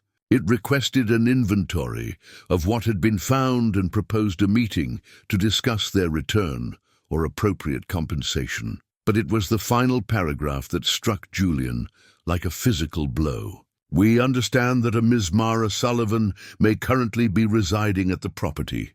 Please be advised that any financial arrangement between you and Ms. Sullivan should be reviewed for potential conflict of interest, as she stands to inherit any compensation determined to be owed by the estate." Julian set the letter down carefully, his hands shaking slightly. The implications tumbled through his mind like dominoes falling. Mara had known her mother kept documentation about the stored items. She'd known there might be legal claim to them, yet she'd never mentioned it, not when they'd found the boxes in the attic, not during any of their conversations about her family's belongings. Had she been planning this all along? Had the desperate woman on his doorstep been an act, a calculated move to gain access to the house and establish residency? Was everything between them, the piano lessons, the garden work, the growing intimacy, just manipulation designed to soften him up for a legal claim? The thoughts came fast and ugly, and Julian hated himself for thinking them. But he couldn't stop. He'd spent 20 years protecting himself from being used, from being seen as just a source of money. He'd thought Mara was different. He'd thought what they had was real. Now he didn't know what to think. He found Mara in the garden, tending the roses they'd planted together. She looked up when she heard him approach, and her smile faded when she saw his expression. "What's wrong?" Julian held out the letter. "Did you know about this?" Mara took it, her face going pale as she read. When she finished, she looked up at him with something like dread in her eyes. "Julian, I can explain. So you did know." The words came out flat, emotionless. It was the tone he used in business negotiations when he needed to maintain control. Not like this. "Not," she gestured at the letter. "I knew my mother had stored things here. She told me before she died. But I never knew she'd documented it legally. I never knew there might be—" She stopped reading the letter again. "A claim for compensation. Julian, I don't want your money. I never wanted. Then why didn't you tell me? We found those boxes 2 months ago. You've had plenty of time to mention that your mother had legal documentation about them, because I didn't know if the documentation still existed. Because I wasn't sure if it mattered anymore. Mara's voice rose, defensive and hurt.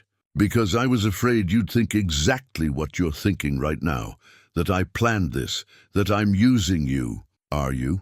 The question hung between them, ugly and accusatory. Mara's face went from pale to flushed, her eyes filling with tears. How can you ask me that? After everything, after these months together, after she couldn't finish. If you think I'm capable of that kind of manipulation, then you don't know me at all. I thought I knew you. Now I'm not sure. Julian hated himself for the words, even as he spoke them, but he couldn't stop. Fear and old wounds were driving him, making him lash out before he could be hurt. You show up on my doorstep in the middle of a storm, conveniently desperate and homeless. You tell me this used to be your house. You move in, make yourself indispensable, and then suddenly there's legal documentation that might entitle you to compensation. It's too convenient. Convenient? Mara's voice went quiet, which was somehow worse than her shouting. You think losing my mother was convenient? Living in my car was convenient? Being so desperate that I knocked on a stranger's door in the rain that was all part of some elaborate con? I don't know what to think. Yes, you do. You're thinking what you always think, that people want you for your money, that no one could actually care about you for yourself. She wiped angry tears from her face.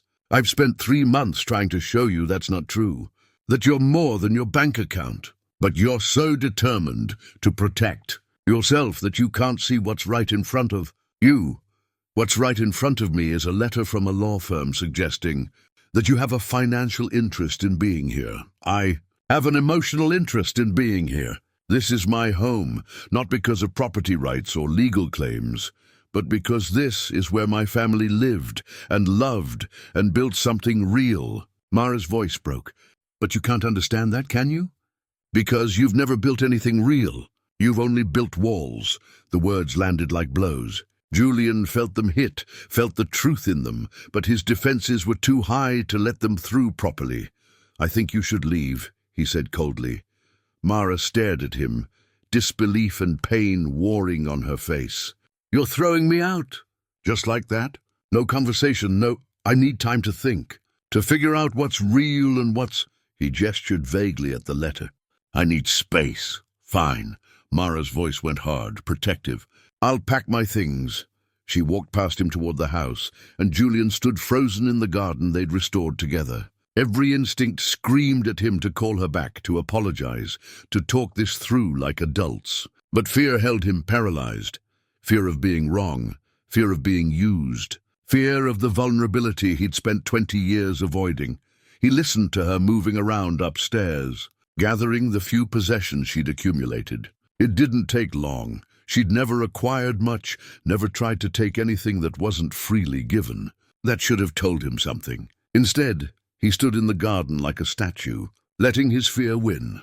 When Mara came back down, she had a single bag, the same one she'd arrived with, now containing the thrift store clothes and a few personal items. She'd left behind her mother's belongings, the sheet music, the photographs, everything they'd brought down from the attic.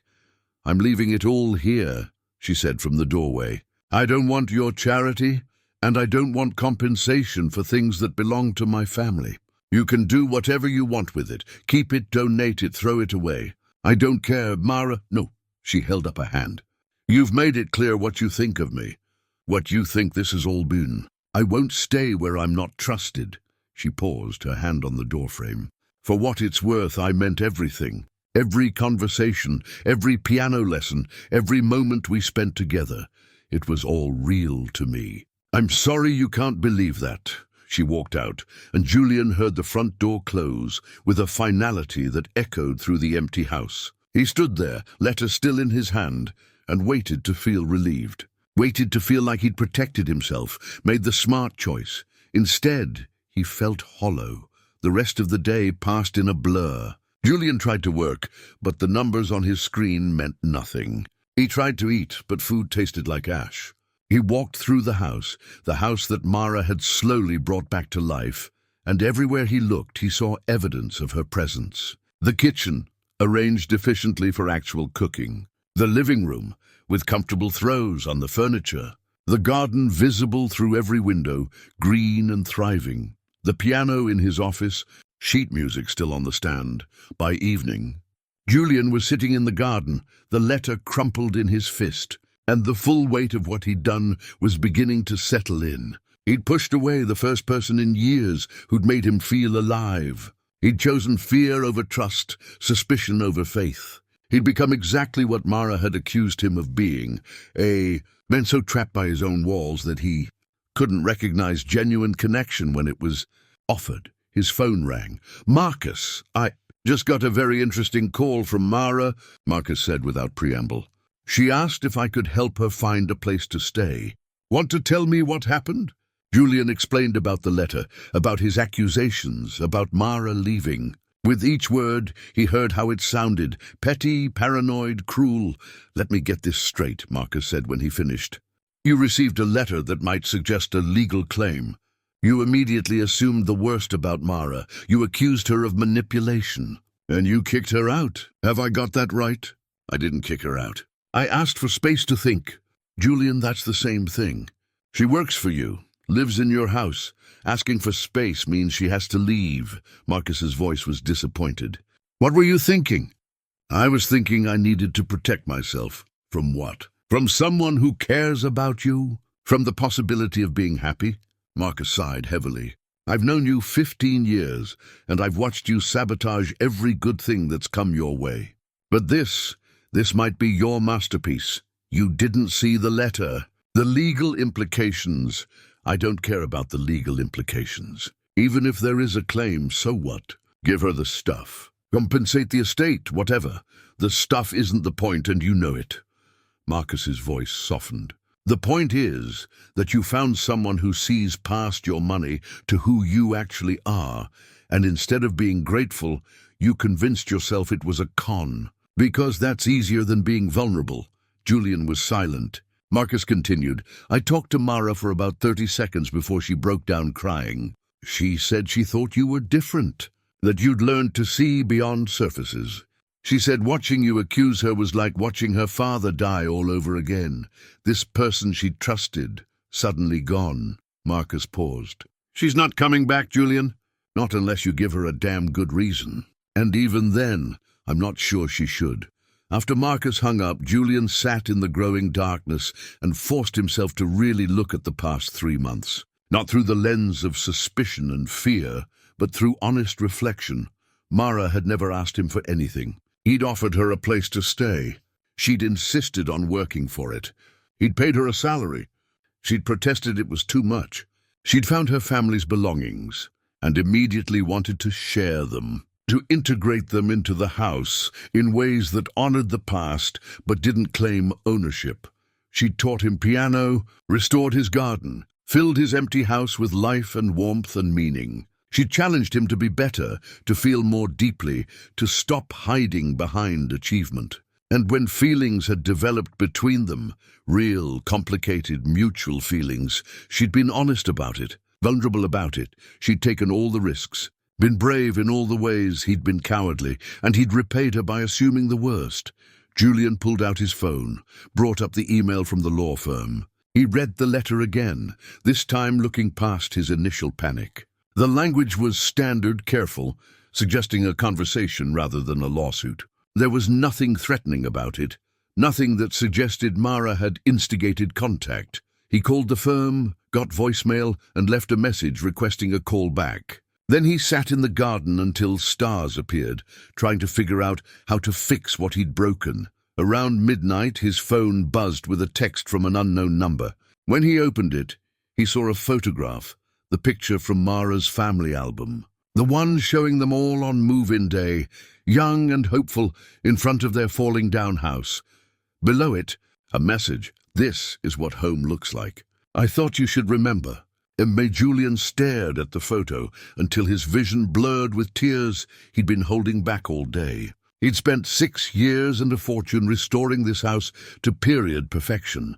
But it had taken Mara 3 months to teach him what the house was actually for, not to be looked at, but to be lived in, not to be preserved, but to be loved. He'd learned the lesson too late, or had he? Julian looked up at the house, at the windows that glowed warm in the darkness. There was still time to be brave. Still time to choose vulnerability over safety. Still time to prove that he'd learned something from the woman who'd appeared on his doorstep in the rain and changed everything. The question was whether he had the courage to try. Julian didn't sleep that night. He sat at the piano, playing the simplified Clair de Lune over and over until his fingers moved by memory alone. Each time through, he heard Mara's voice correcting his posture, encouraging his progress, telling him that the piano didn't care if he was perfect. It just wanted to be played. By dawn, he'd made several decisions. The first was to call the law firm as soon as they opened. The second was to find Mara and apologize properly this time, without defensiveness or fear clouding his words. The third was harder, to figure out what he actually wanted from his life, beyond the safety he'd built. At 8 o'clock, he called the law firm. A paralegal connected him to the attorney who'd signed the letter, a woman named Patricia Chambers, who sounded surprised to hear from him so quickly. "Mr. Royce, thank you for calling. I apologize if our letter caused any distress. This is really a straightforward matter of estate settlement." "Tell me about the documentation," Julian said. "What exactly did Mrs. Sullivan leave?" Papers rustled on the other end. A notarized letter, dated shortly before foreclosure proceedings began on the property. Mrs. Sullivan stated that she'd stored family heirlooms and personal items in the attic with the expectation they'd remain with the house. She documented everything: photographs, furniture, tools, kitchen items. She included photographs of the items and their approximate value. Did she request compensation? Make any legal claim? No, actually. Her letter was more... Miss Chambers paused. It was more of a love letter, honestly. She wrote that she hoped whoever bought the house would care for these items, maybe even use them. She said they belonged with the house, that they were part of its story. The legal documentation was just to ensure they weren't discarded during any renovation. Julian felt something crack open in his chest. She wasn't trying to claim them back. No, if anything, she was giving them away, entrusting them to the house's future. Miss Chambers cleared her throat. "The only reason we contacted you is that we're required to notify any potential heirs, in this case Ms. Mara Sullivan, that these items exist and were intentionally left behind. It's a formality, really. Unless Ms. Sullivan wants to claim them, they remain with the property, and if she does want them, then we'd arrange for their return." "But Mr. Royce, I should tell you, I spoke with Ms. Sullivan briefly yesterday. She was quite adamant that she has no claim to anything. She said..." There was a pause, as if Ms. Chambers was checking notes. "She said her mother gave those things to the house, not to her, and she had no right to take them back." She seemed quite emotional about it. After hanging up, Julian sat with this new information. Margaret Sullivan hadn't been planning a legal maneuver. She'd been ensuring her family's belongings would be cared for, would remain part of the house's story. It was an act of love and letting go, exactly the kind of thing Mara had described her mother doing, and he'd turned it into suspicion and accusation. His phone rang. "Marcus, she's staying with us," Marcus said without greeting. "Sarah's spare room." Said she didn't want to impose, but Sarah insisted. A pause. "She cried most of the night, Julian." Sarah sat with her. It wasn't pretty. Guilt twisted in Julian's stomach. "I need to see her." "You apologize. She doesn't want to see you." "Marcus, no, listen to me. You hurt her badly. Worse than you probably realize. She trusted you with everything. Her history, her grief, her mother's memory. And you threw it back in her face the moment things got complicated." Marcus's voice was stern. "If you want to fix this, you need to do more than apologize. You need to actually change, become the person she thought you were becoming. How do I do that? That's not my job to figure out. But here's a start. Stop protecting yourself so much that you can't let anyone in. Stop treating every relationship like a business transaction that might go bad. Start trusting that not everyone wants something from you." After Marcus hung up, Julian walked through the house, really seeing it for the first time since Mara had left. In less than 24 hours, it had reverted to what it was before she arrived. Beautiful, perfect, and utterly lifeless. The kitchen was clean but unused. The living room was pristine but empty. The garden, visible through every window, seemed to reproach him with its life and color. He went to the attic, to the boxes of Mara's family belongings. Her mother's sheet music was still there, carefully organized.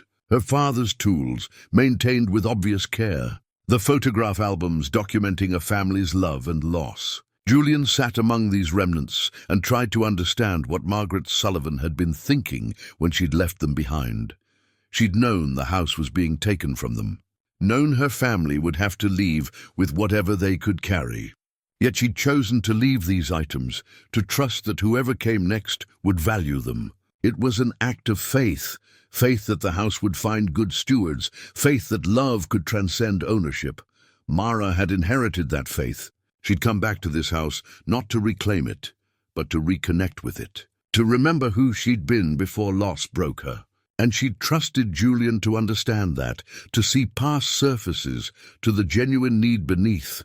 He'd failed her completely. Julian spent the day making calls and arrangements. He contacted a contractor about the porch swing that had been removed years ago. Mara had mentioned her father reading to her there. He called an antique dealer about finding period-appropriate furniture that was actually comfortable to use. He spoke with a gardener about expanding the garden, making it a place meant for sitting and enjoying, not just for looking at. He was trying to make the house into a home, the way Mara had shown him. But with each call, he realized the futility of it. The house didn't need more renovation. It needed people who loved it, who filled it with life and laughter and messy, imperfect living. It needed Mara. On the second day, Julian wrote her a letter. Not an email, not a text, but an actual letter on good stationery.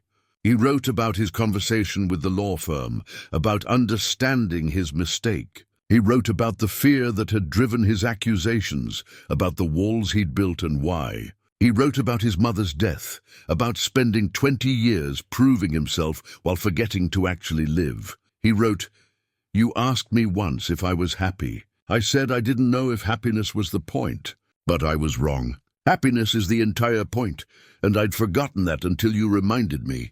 These past months with you have been the happiest of my adult life, not because of what we did, but because of how I felt.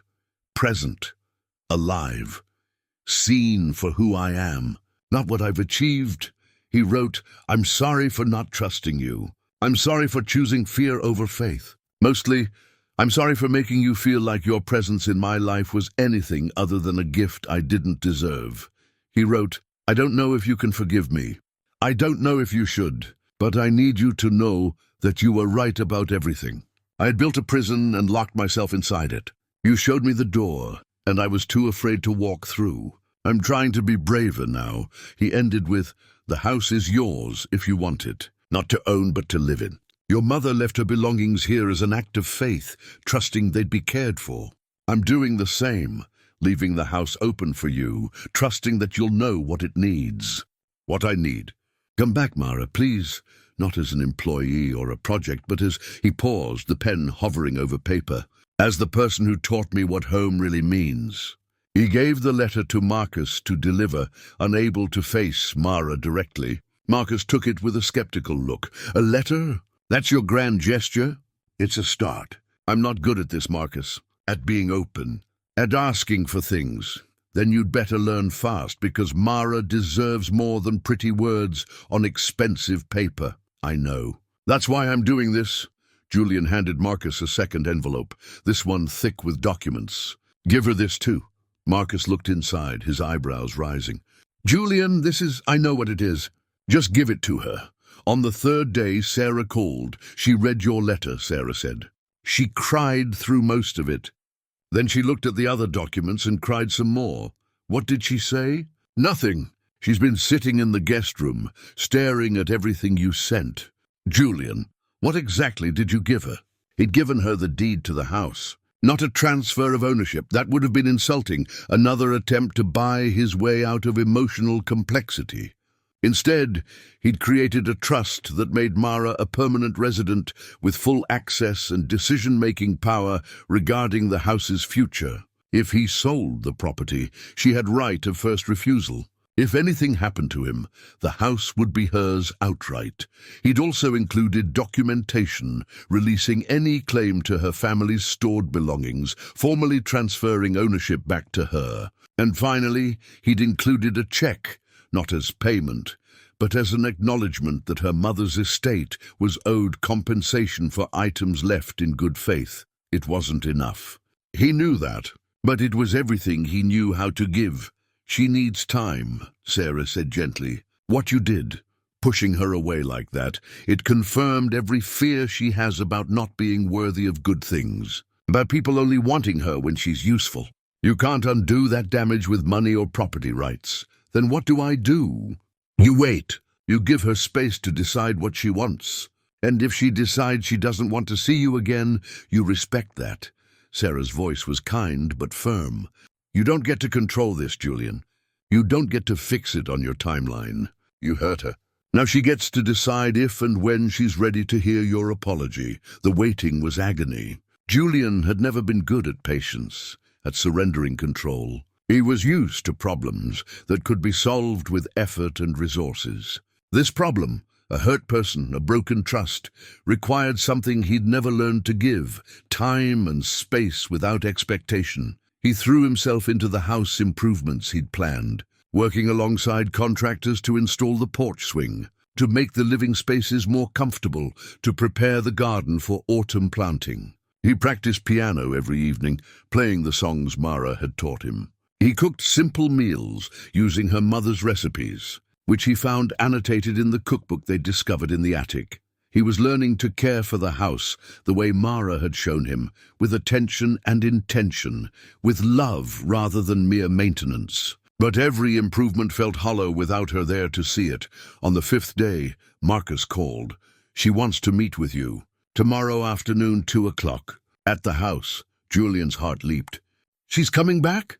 "I didn't say that. She said she wants to talk. That's all." Marcus paused. "Don't screw this up, Julian. This is probably your only chance."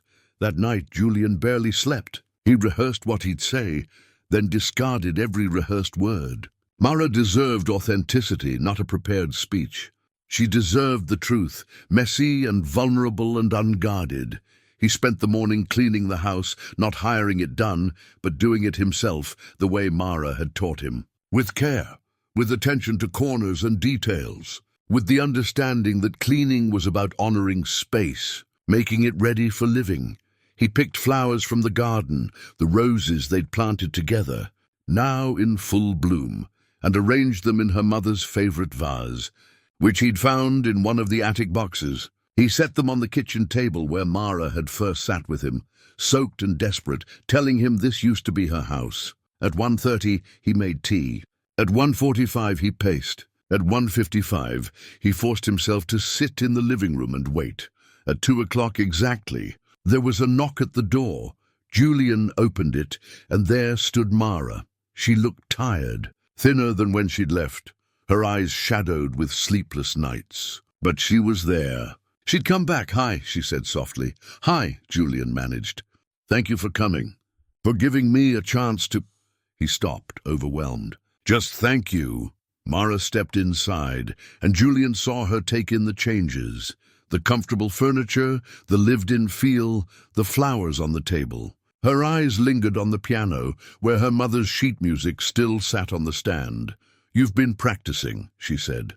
"Every day." "I'm still terrible, but I'm trying." He gestured toward the kitchen. "I made tea.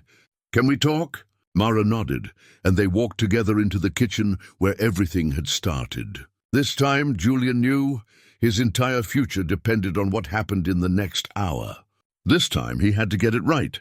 They sat across from each other at the kitchen table, tea cooling between them. For a long moment, neither spoke.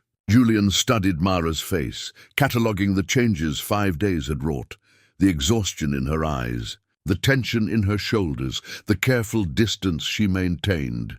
"I don't know where to start," Julian finally said. "Start with the truth." Mara's voice was steady but guarded. "Why did you really push me away? Was it just the letter or was it something deeper?" Julian took a breath, forcing himself to meet her eyes. "It was fear. The letter gave me an excuse to do what part of me had been wanting to do since that night outside Marcus's house. To push you away before you could get any closer. Before I had to risk anything real." "Risk what exactly?" "Being wrong about you, being hurt, being seen." He wrapped his hands around his mug, needing something to hold. "Mara, for 20 years, I've protected myself by keeping everyone at a distance. I've treated relationships like transactions, always with an exit strategy, always maintaining control. And then you walked through that door, and within weeks you'd gotten past every defense I'd built. That scared you. It terrified me, because I started to need you. Not for what you could do, the cleaning, the cooking, any of that. I needed you.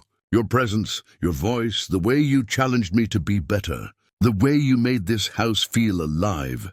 Julian's voice roughened. "And needing someone, that's the most dangerous thing I know.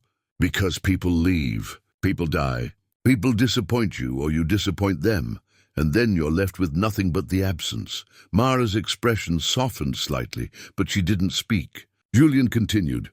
"When that letter came, it gave me a way out. A reason to believe you'd been using me, that what we had wasn't real.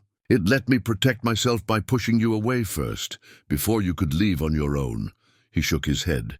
"I know how it sounds, how paranoid and self-sabotaging. But in that moment, believing you'd been manipulating me felt safer than believing you actually cared.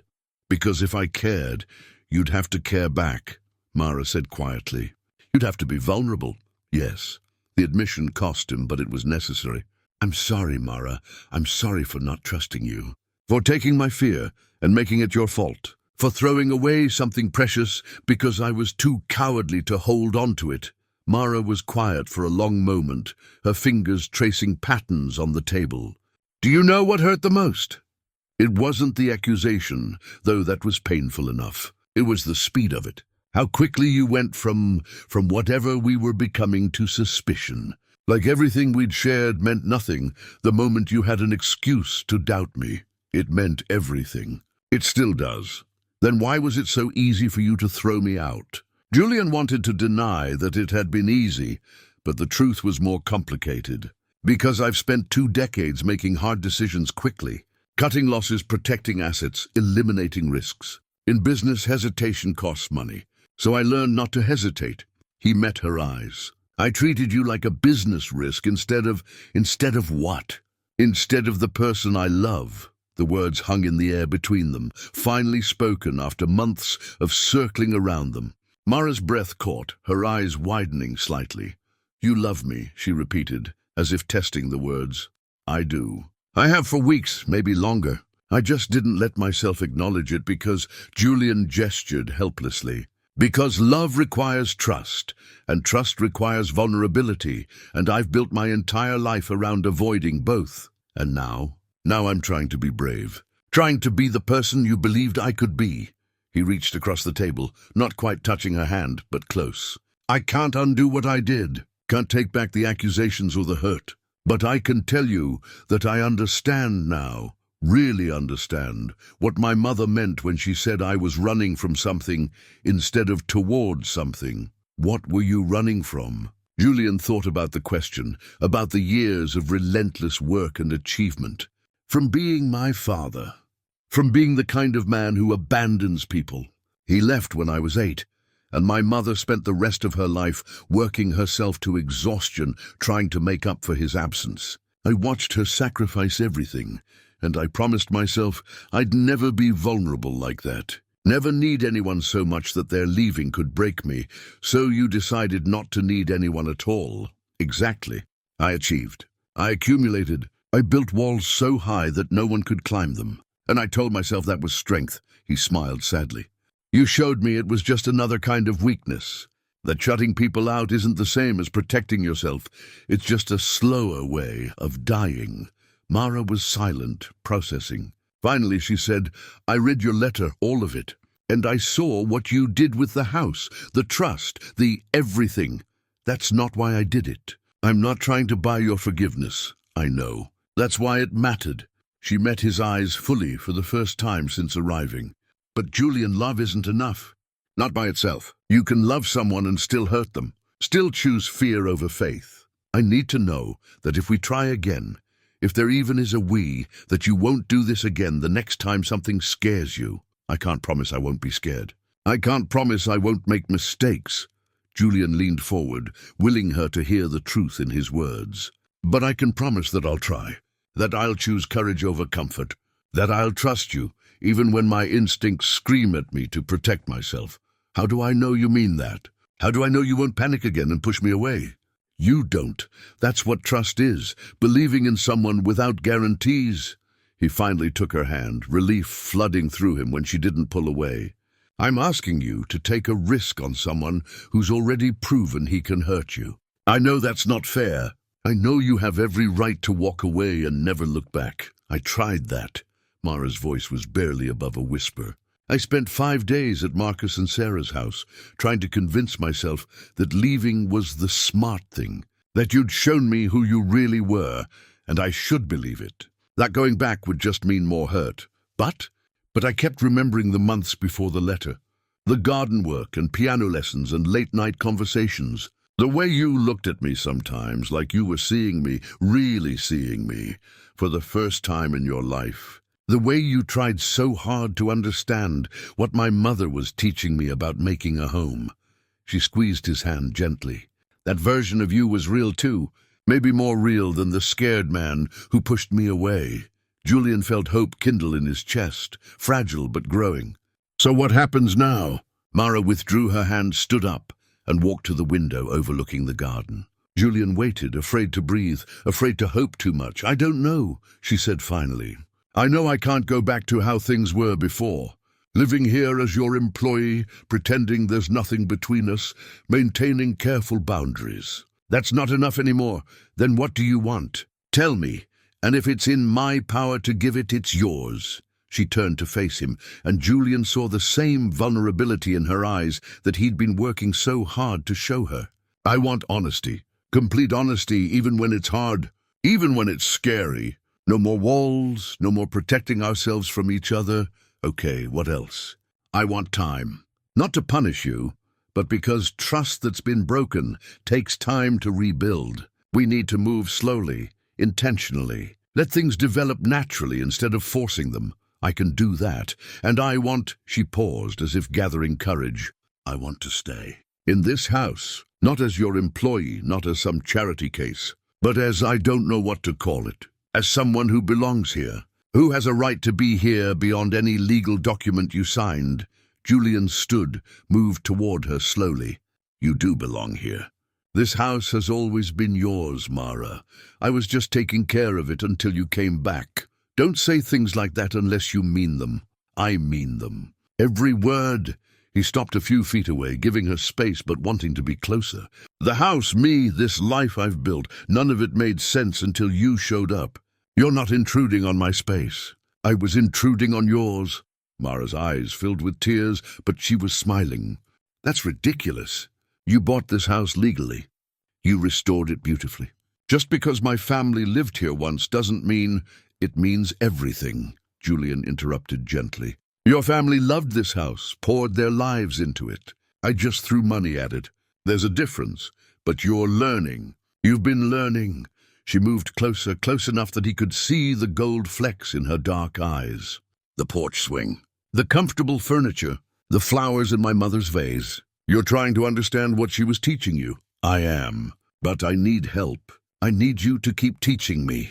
They stood there, inches apart, the space between them charged with possibility and fear and hope. Julian wanted to close the distance, to pull her into his arms and promise her everything would be okay. But he'd learned enough to know that grand gestures weren't what Mara needed. She needed patience, honesty, time. Can I show you something? Mara asked, breaking the charged silence between them.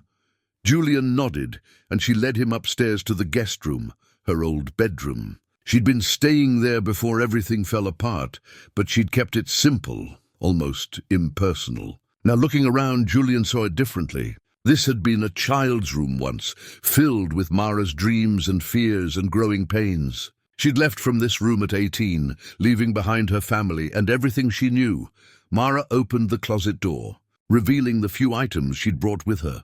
The thrift store clothes, her mother's sheet music, a small box Julian hadn't seen before. She pulled out the box and sat on the bed, gesturing for him to join her. "I brought this from my mother's hospice room," she said, opening the box carefully. Inside were letters, dozens of them tied with ribbon. She saved every letter I sent her over the years, every birthday card, every postcard from whatever city I was living in. Even the short, impersonal ones, where I barely said anything real. Julian looked at the collection, seeing years of a mother's love preserved in paper and ink. I found them after she died, going through her things. There wasn't much. She'd downsized so many times, given away almost everything. But she kept these. Mara's voice was thick with emotion. She kept proof that I'd existed in her life, even when I barely showed up. She loved you. She did. Unconditionally, even when I didn't deserve it. Even when I failed her over and over again. Mara pulled out one letter, yellowed with age. "This one is from my first year in California. I'd been there 6 months, was barely scraping by, hated everything about my life. But I wrote her this cheerful letter about how great everything was, how close I was to making it big." She handed it to Julian. He read her younger self's words, full of false confidence and obvious loneliness beneath the bravado. "She knew I was lying," Mara continued. "Years later, she told me she could read the truth between the lines. But she never called me out on it. She just wrote back telling me how proud she was, how brave I was for chasing my dreams. She gave me space to fail without judgment. That's what love does," Julian said quietly. "It gives space while staying present. That's what I need from you. Space to trust you again without pressure. Presence without demands." Mara put the letter back, closed the box. "Can you do that? Can you let this develop at whatever pace it needs to, even if it's slow, even if it's uncomfortable?" Julian thought about his usual approach to problems. Attack them directly, solve them quickly, move on. This would require a different skill set entirely. Patience, surrender, trust in a process he couldn't control. "I can try," he said honestly. "But I need you to tell me when I'm pushing too hard. When I'm trying to fix things that just need time. I don't have a good model for this. Neither do I. We'll figure it out together." Mara stood, placed the box back in the closet. "I want to move back in, not as your employee. I think we both know that arrangement was never going to work long term. But as—" she struggled for the right word. "As someone who lives here," Julian supplied. "No labels, no defined roles. Just someone who belongs in this house." "Yes, exactly that." She turned to face him. "But separate rooms. Space to be ourselves while we figure out what we are to each other. No rushing toward anything, no expectations beyond honesty and respect. I can do that." Julian felt relief and disappointment in equal measure. He wanted her close, wanted to fall asleep and wake up beside her, wanted all the intimacy they'd been dancing around for months. But he also understood that trust couldn't be demanded or scheduled. It had to grow in its own time. "There's something else," Mara said, her expression shifting. "About the house, the trust you created. I need you to understand something." "What?" "I don't want it. Not the legal rights, not the ownership stake. This is your house, Julian. You bought it, restored it, made it what it is. My family's history here doesn't give me a claim to your property, but let me finish." Her voice was firm. "What I want, what I need, is to be here because you want me here. Not because of legal obligations or guilt or some misguided sense that you owe my family something. I need to know that if I stay, it's because you're choosing me every day. Not because a document says I have rights." Julian understood what she was saying. The trust had been his way of proving his sincerity, of showing that he valued her presence. But in giving her legal protection, he'd also given her an out, a way to stay without emotional investment. She was rejecting that safety net, choosing vulnerability instead. "Okay," he said. "I'll dissolve the trust. But Mara, I want you to understand something too. I didn't create it because I felt obligated. I created it because I was terrified of losing you and didn't know how else to show you that you matter. That this place, he gestured around the room, it's more yours than mine in all the ways that actually count. Then let me earn it. Let me live here and care for it and make it a real home. Not because documents say I can, but because we're building something together. Something that belongs to both of us because we're both choosing it. They stood in her old bedroom, negotiating the terms of a future neither could fully predict. It wasn't romantic in any traditional sense. No declarations of eternal love, no passionate embraces, but it was real. It was two damaged people, scared but brave, choosing each other despite every reason not to. I want to play you something, Julian said suddenly. On the piano. Will you come downstairs? Mara looked surprised but nodded. They went down to the office where the piano sat waiting. Julian sat at the bench, and Mara settled into the nearby chair, not beside him on the bench as she used to, but close enough to hear clearly. I've been working on this since you left, Julian said, his fingers finding the keys. It's not perfect. I'm still learning, but I hope you'll understand what I'm trying to say. He played Somewhere Over the Rainbow, the song that had been Mara's mother's favorite. His execution was clumsy, his timing uneven, but he played with feeling. Each note was deliberate, chosen with care, played with the intention Mara had taught him music required. Halfway through, he heard her breath catch. By the time he finished, she was crying, quiet tears that streamed down her face unchecked. How did you... She started, unable to finish. I found the sheet music in your mother's collection. I've been practicing every day, trying to get it right, trying to understand what it meant to her, what it means to you. Julian turned to face her. Your mother believed in hope even in dark times. She believed in rainbows after storms. I needed to show you that I understand that now, that I'm trying to be someone who believes in hope too.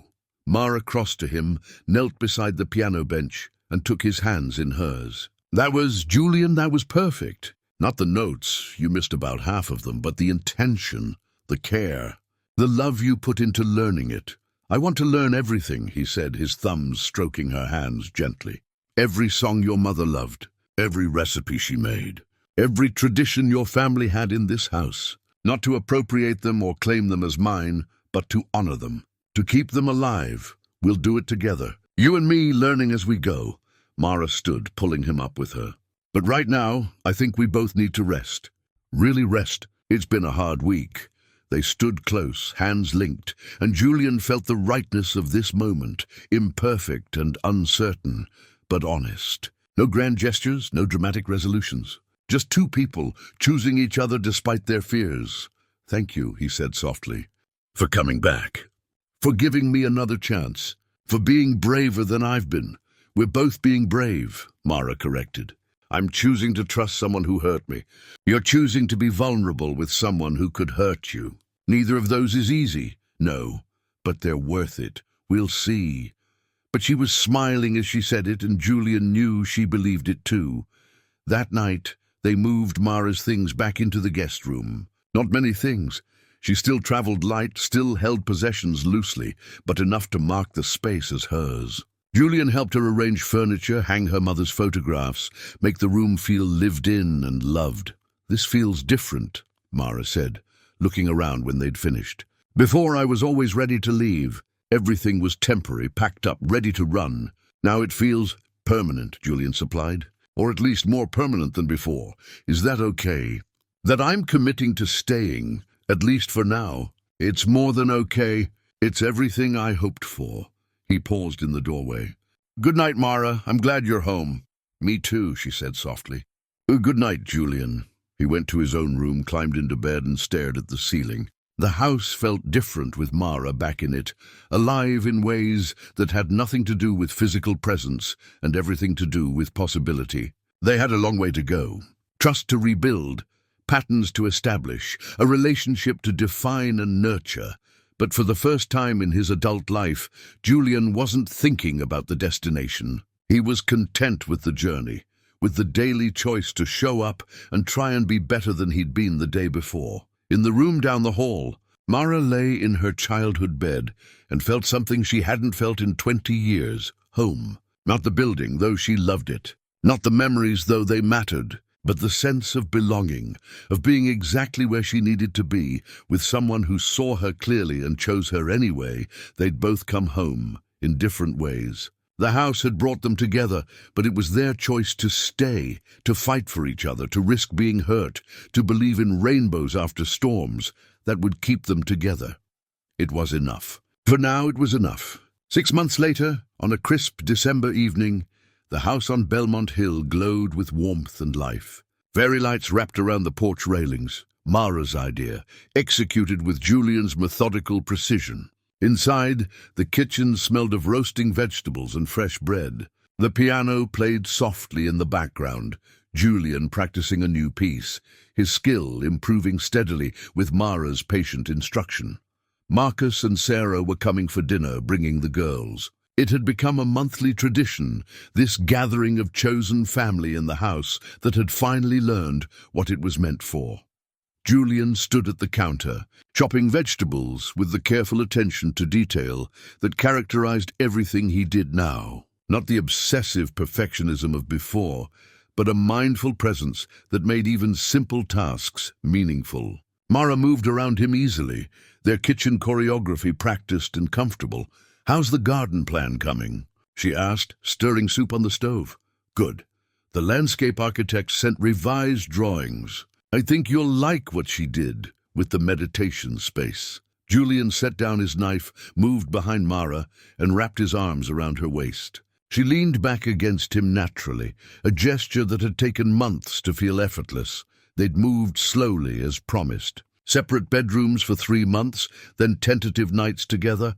Then finally the unspoken understanding that Julian's room, their room now, was where they both belonged. But even now they maintained independence. Mara had her own bank account, funded by the small business she'd started helping elderly people downsize and organize their homes with dignity.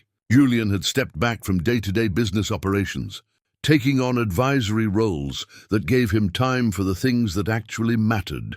They'd learned to fight, not destructively, but honestly, working through disagreements instead of avoiding them. They'd learned to trust, not blindly, but with eyes open to each other's imperfections. They'd learned that love wasn't a destination, but a daily practice of choosing each other, even when it was hard. The doorbell rang. Julian released Mara and went to answer it, greeting Marcus's family with genuine warmth.